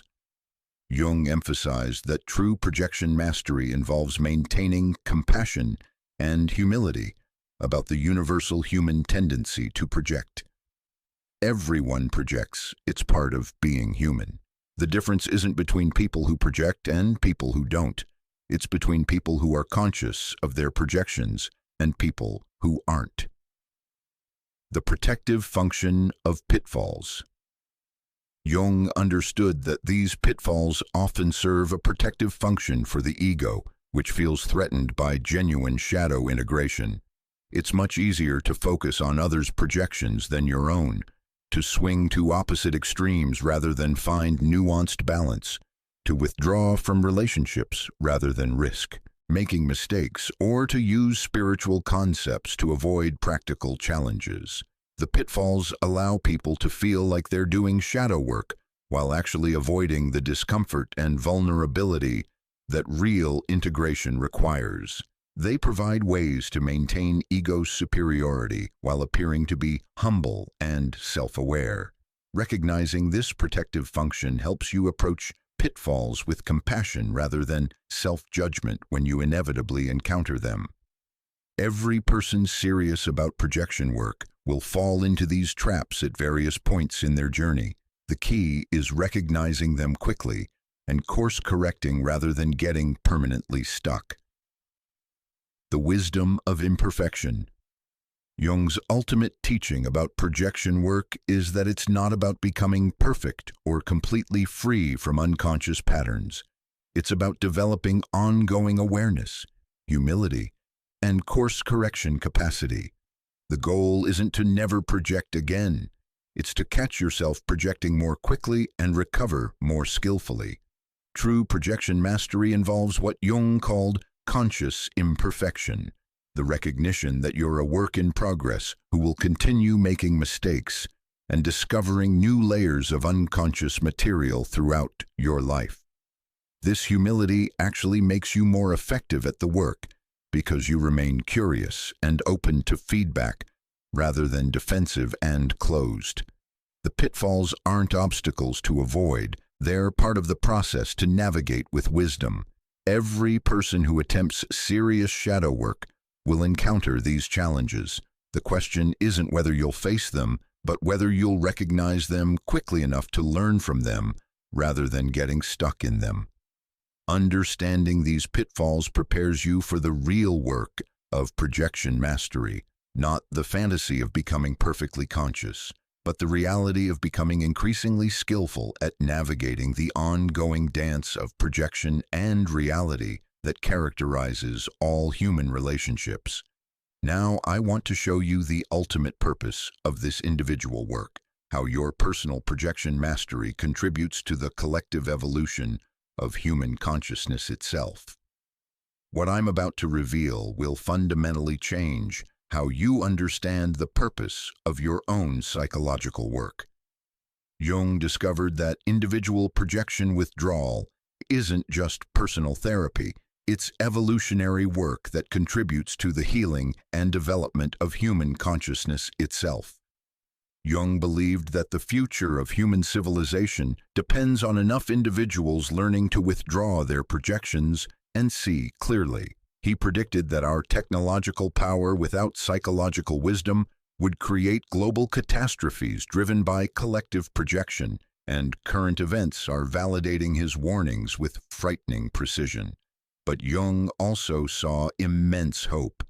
He believed that individuals who master projection withdrawal become what he called cultural healers, who can interrupt collective projection patterns and model conscious relationship. Research in social psychology now shows that even one person in a group who can see clearly without projection can shift the entire group dynamic toward greater consciousness and collaboration. The collective shadow, how mass projection creates global crisis. Every culture develops what Jung called a collective shadow, the disowned aspects of that culture that get projected onto other groups, nations, or ideologies. These collective projections become the psychological fuel for wars, racism, nationalism, and other forms of mass unconsciousness. Consider how political polarization operates through collective projection. Conservative groups often project their own disowned vulnerability, emotionality, and need for care onto liberal groups, seeing them as weak or overly emotional. Liberal groups often project their own disowned aggression, power drives, and capacity for judgment onto conservative groups, seeing them as authoritarian or hateful. Neither side can see clearly because both are looking through the distorting lens of collective projection. The qualities they condemn in the other side are actually disowned aspects of their own collective psyche. This mutual projection makes rational political discourse nearly impossible because people aren't responding to actual policy differences, they're reacting to their own projected shadow material. International conflicts often follow the same pattern. Nations project their own capacity for violence, greed, and domination onto enemy nations, allowing them to maintain their self-image as peaceful and moral, while engaging in aggressive actions that they justify as defensive responses to projected threats. Environmental destruction involves humanity projecting its internal chaos and disconnection onto nature itself. Instead of recognizing our own psychological and spiritual emptiness, we unconsciously try to fill that emptiness through endless consumption and exploitation of the natural world. Even climate change can be understood as a collective projection of humanity's unconscious death drive, our species' disowned self-destructive impulses projected onto the planet itself. We're unconsciously destroying the conditions that support our own survival because we haven't faced and integrated our collective shadow material around mortality, limitation, and interdependence. The acceleration of collective projection. Jung predicted that technological advancement without psychological development would amplify collective projection patterns to dangerous levels. Social media algorithms now feed people content that confirms their existing biases, creating echo chambers that reinforce projection patterns rather than challenging them. The speed and scale of digital communication means that collective projections can spread across entire populations almost instantaneously. A single incident can trigger worldwide projection patterns within hours, as billions of people react to their own shadow material reflected through news stories, social media posts, and viral videos. Cancel culture represents a fascinating example of collective shadow projection in action. Cultures that have officially rejected judgment, shaming, and punishment suddenly erupt in mass digital shaming campaigns against individuals who represent disowned cultural shadow material. The very qualities the culture claims to oppose, judgment, punishment, cruelty, become the tools used to attack those who are perceived as embodying rejected cultural values. The collective unconscious now operates at digital speed, spreading projection patterns across the globe faster than conscious reflection can occur. This creates what Jung called mass psychosis events, where entire populations become possessed by projected shadow material, losing the capacity for rational discourse and democratic cooperation. The ripple effect of individual integration. But here's where Jung's insight becomes genuinely hopeful. When you heal your own projection patterns, you create ripple effects that extend far beyond your personal relationships. You become what researchers now call a positive deviant, someone whose conscious presence influences entire systems toward greater awareness and health. Studies in social psychology show that groups need only about 10 to 15% of members to embody conscious patterns in order for the entire group dynamic to shift. When you interact with others from a place of integration rather than projection, you unconsciously invite them to access more integrated states in themselves. This happens through what neuroscientists call neural synchrony, the tendency of people's brain patterns to synchronize during interaction. When you interact with someone from a place of inner integration, your neural patterns invite their brain to access similar states of integration, even if they're not consciously aware of what's happening. Your refusal to participate in projection patterns creates space for others to step out of those patterns as well. When you don't take the bait of others' projections onto you, and when you don't project your shadow material onto them, you interrupt the unconscious dance that keeps projection cycles running. I've witnessed this countless times in organizational consulting. When a leader begins doing their own projection work and stops unconsciously inviting employees to carry their shadow material, the entire workplace culture can shift dramatically. Employees who were playing out unconscious roles in the leader's psychological drama suddenly have space to express their authentic capabilities. In families, when one member begins withdrawing projections and integrating shadow material, it often catalyzes transformation throughout the entire family system. The person who stops projecting their disowned anger onto others and learns to express healthy assertiveness gives everyone permission to relate more authentically. Cultural healing through individual integration. Jung envisioned a future where enough individuals have done projection work that collective projection becomes the exception rather than the rule.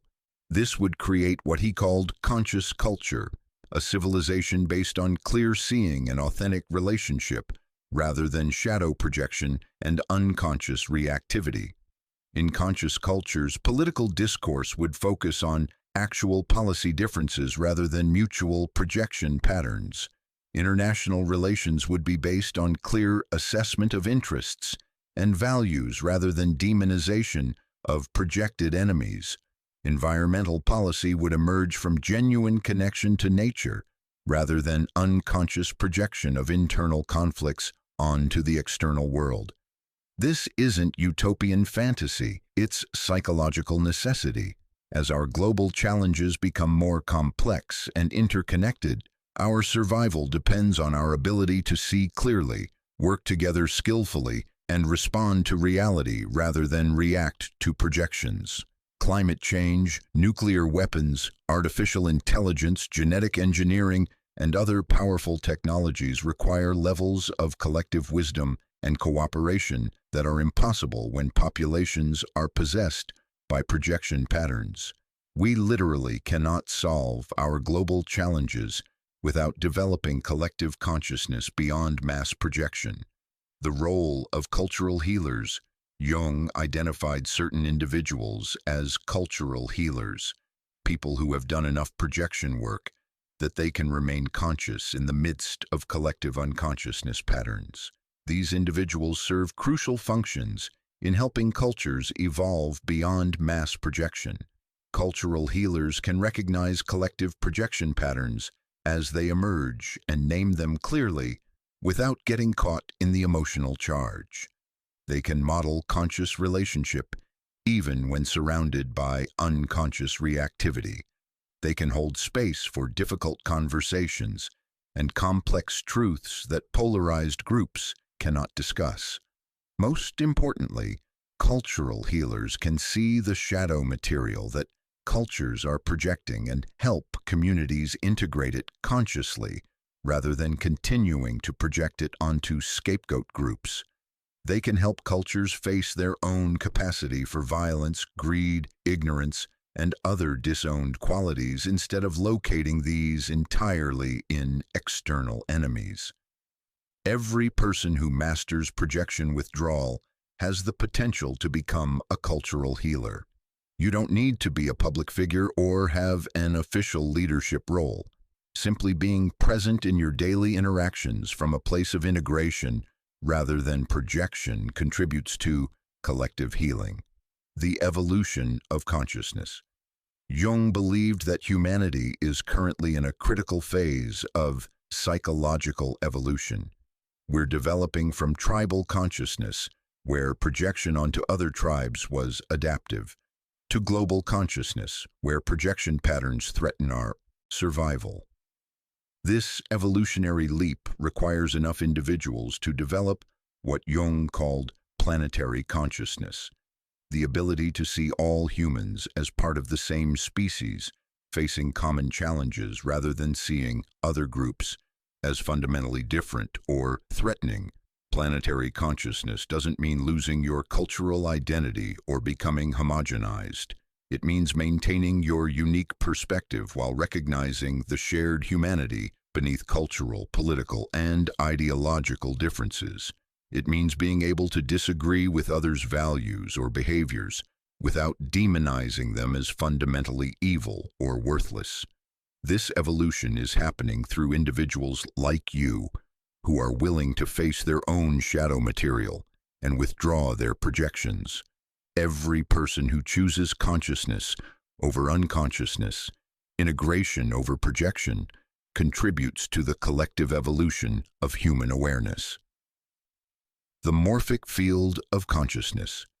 Jung's concept of the collective unconscious has been expanded by researchers like Rupert Sheldrake into theories about morphic fields, invisible information fields that influence behavior and development across entire species. According to this theory, when individuals develop new capacities for consciousness, they create morphic patterns that make it easier for others to develop similar capacities. The first people to master projection withdrawal create energetic templates that subsequent generations can access more easily. This suggests that your individual projection work doesn't just influence people you interact with directly. It contributes to an invisible field of consciousness that makes projection mastery more accessible for everyone. You're literally helping to evolve human consciousness through your personal integration work. The tipping point. Jung predicted that human civilization is approaching what we might call a consciousness tipping point, a moment when enough individuals have developed beyond mass projection patterns that collective consciousness shifts qualitatively. Current research suggests this tipping point might require only 10–15% of a population to embody conscious patterns before the entire culture begins shifting toward greater awareness. This means that relatively small numbers of individuals doing serious projection work could catalyze transformation across entire civilizations. We may be closer to this tipping point than most people realize. The global interest in psychology, spirituality, mindfulness, and personal development suggests that millions of people are already working on developing greater consciousness, even if they're not using Jung's specific language about projection. Your role in collective transformation. This brings us to the profound responsibility and opportunity of your own projection work. You're not just improving your personal relationships or reducing your emotional reactivity. You're contributing to the most important evolutionary process happening on our planet, the development of human consciousness beyond unconscious projection patterns. Every time you choose to recognize a projection instead of acting it out, you contribute to collective healing. Every time you integrate shadow material instead of projecting it onto others, you help evolve human awareness. Every time you see someone clearly instead of through the lens of your own assumptions, you model conscious relationship for others. Your willingness to face your own shadow creates space for others to face theirs. Your capacity to love what you once rejected in others gives them permission to integrate their own disowned aspects. Your journey from projection to clarity becomes a gift to everyone whose life you touch. This is how individual healing becomes collective transformation. This is how personal growth becomes social change. This is how withdrawing your projections becomes a revolutionary act that helps heal our fractured world. The mirror of others has been reflecting your path to wholeness, but now you can see that your path to wholeness is also humanity's path to conscious evolution. Will you accept this profound responsibility and extraordinary opportunity? Tonight you've discovered one of the most powerful secrets in human psychology, Jung's revelation that every person who triggers you is actually your psyche's attempt to heal itself by showing you the disowned parts of yourself that need integration. You now possess the 11 clues that reveal when you're projecting, the 4-stage process for withdrawing projections, and the practical tools to begin transforming your unconscious reactions into conscious responses. But knowledge without application is just intellectual entertainment. Your real work begins tomorrow morning when you encounter the first person who bothers you, and you remember to ask, what is this person showing me about myself that I need to integrate or heal? The path I've shown you tonight isn't easy. It requires the courage to face what you've been running from your entire life, the recognition that you contain everything you've been judging in others, that your external conflicts are reflections of internal wars, and that your psychological freedom depends on taking responsibility for your own inner world rather than trying to change others. This work will challenge your most comfortable illusions about yourself and others. You'll discover that much of what you thought was your personality was actually constructed from rejecting certain qualities and projecting them onto others. You'll realize that many of your relationship problems were created by your own unconscious patterns rather than others' behavior. But Jung proved that when you heal your projections, you don't just change your inner world, you literally change how others respond to you. You stop unconsciously inviting people to play roles in your psychological dramas, and you start inviting them to express their highest potentials. You become a healing presence instead of a projecting presence. Your willingness to see your own shadow creates space for others to face theirs. Your capacity to love what you once rejected in others gives them permission to integrate their own disowned aspects. Your journey from projection to clarity becomes a gift to everyone you meet. This is how individual healing becomes collective transformation. This is how personal growth becomes social change.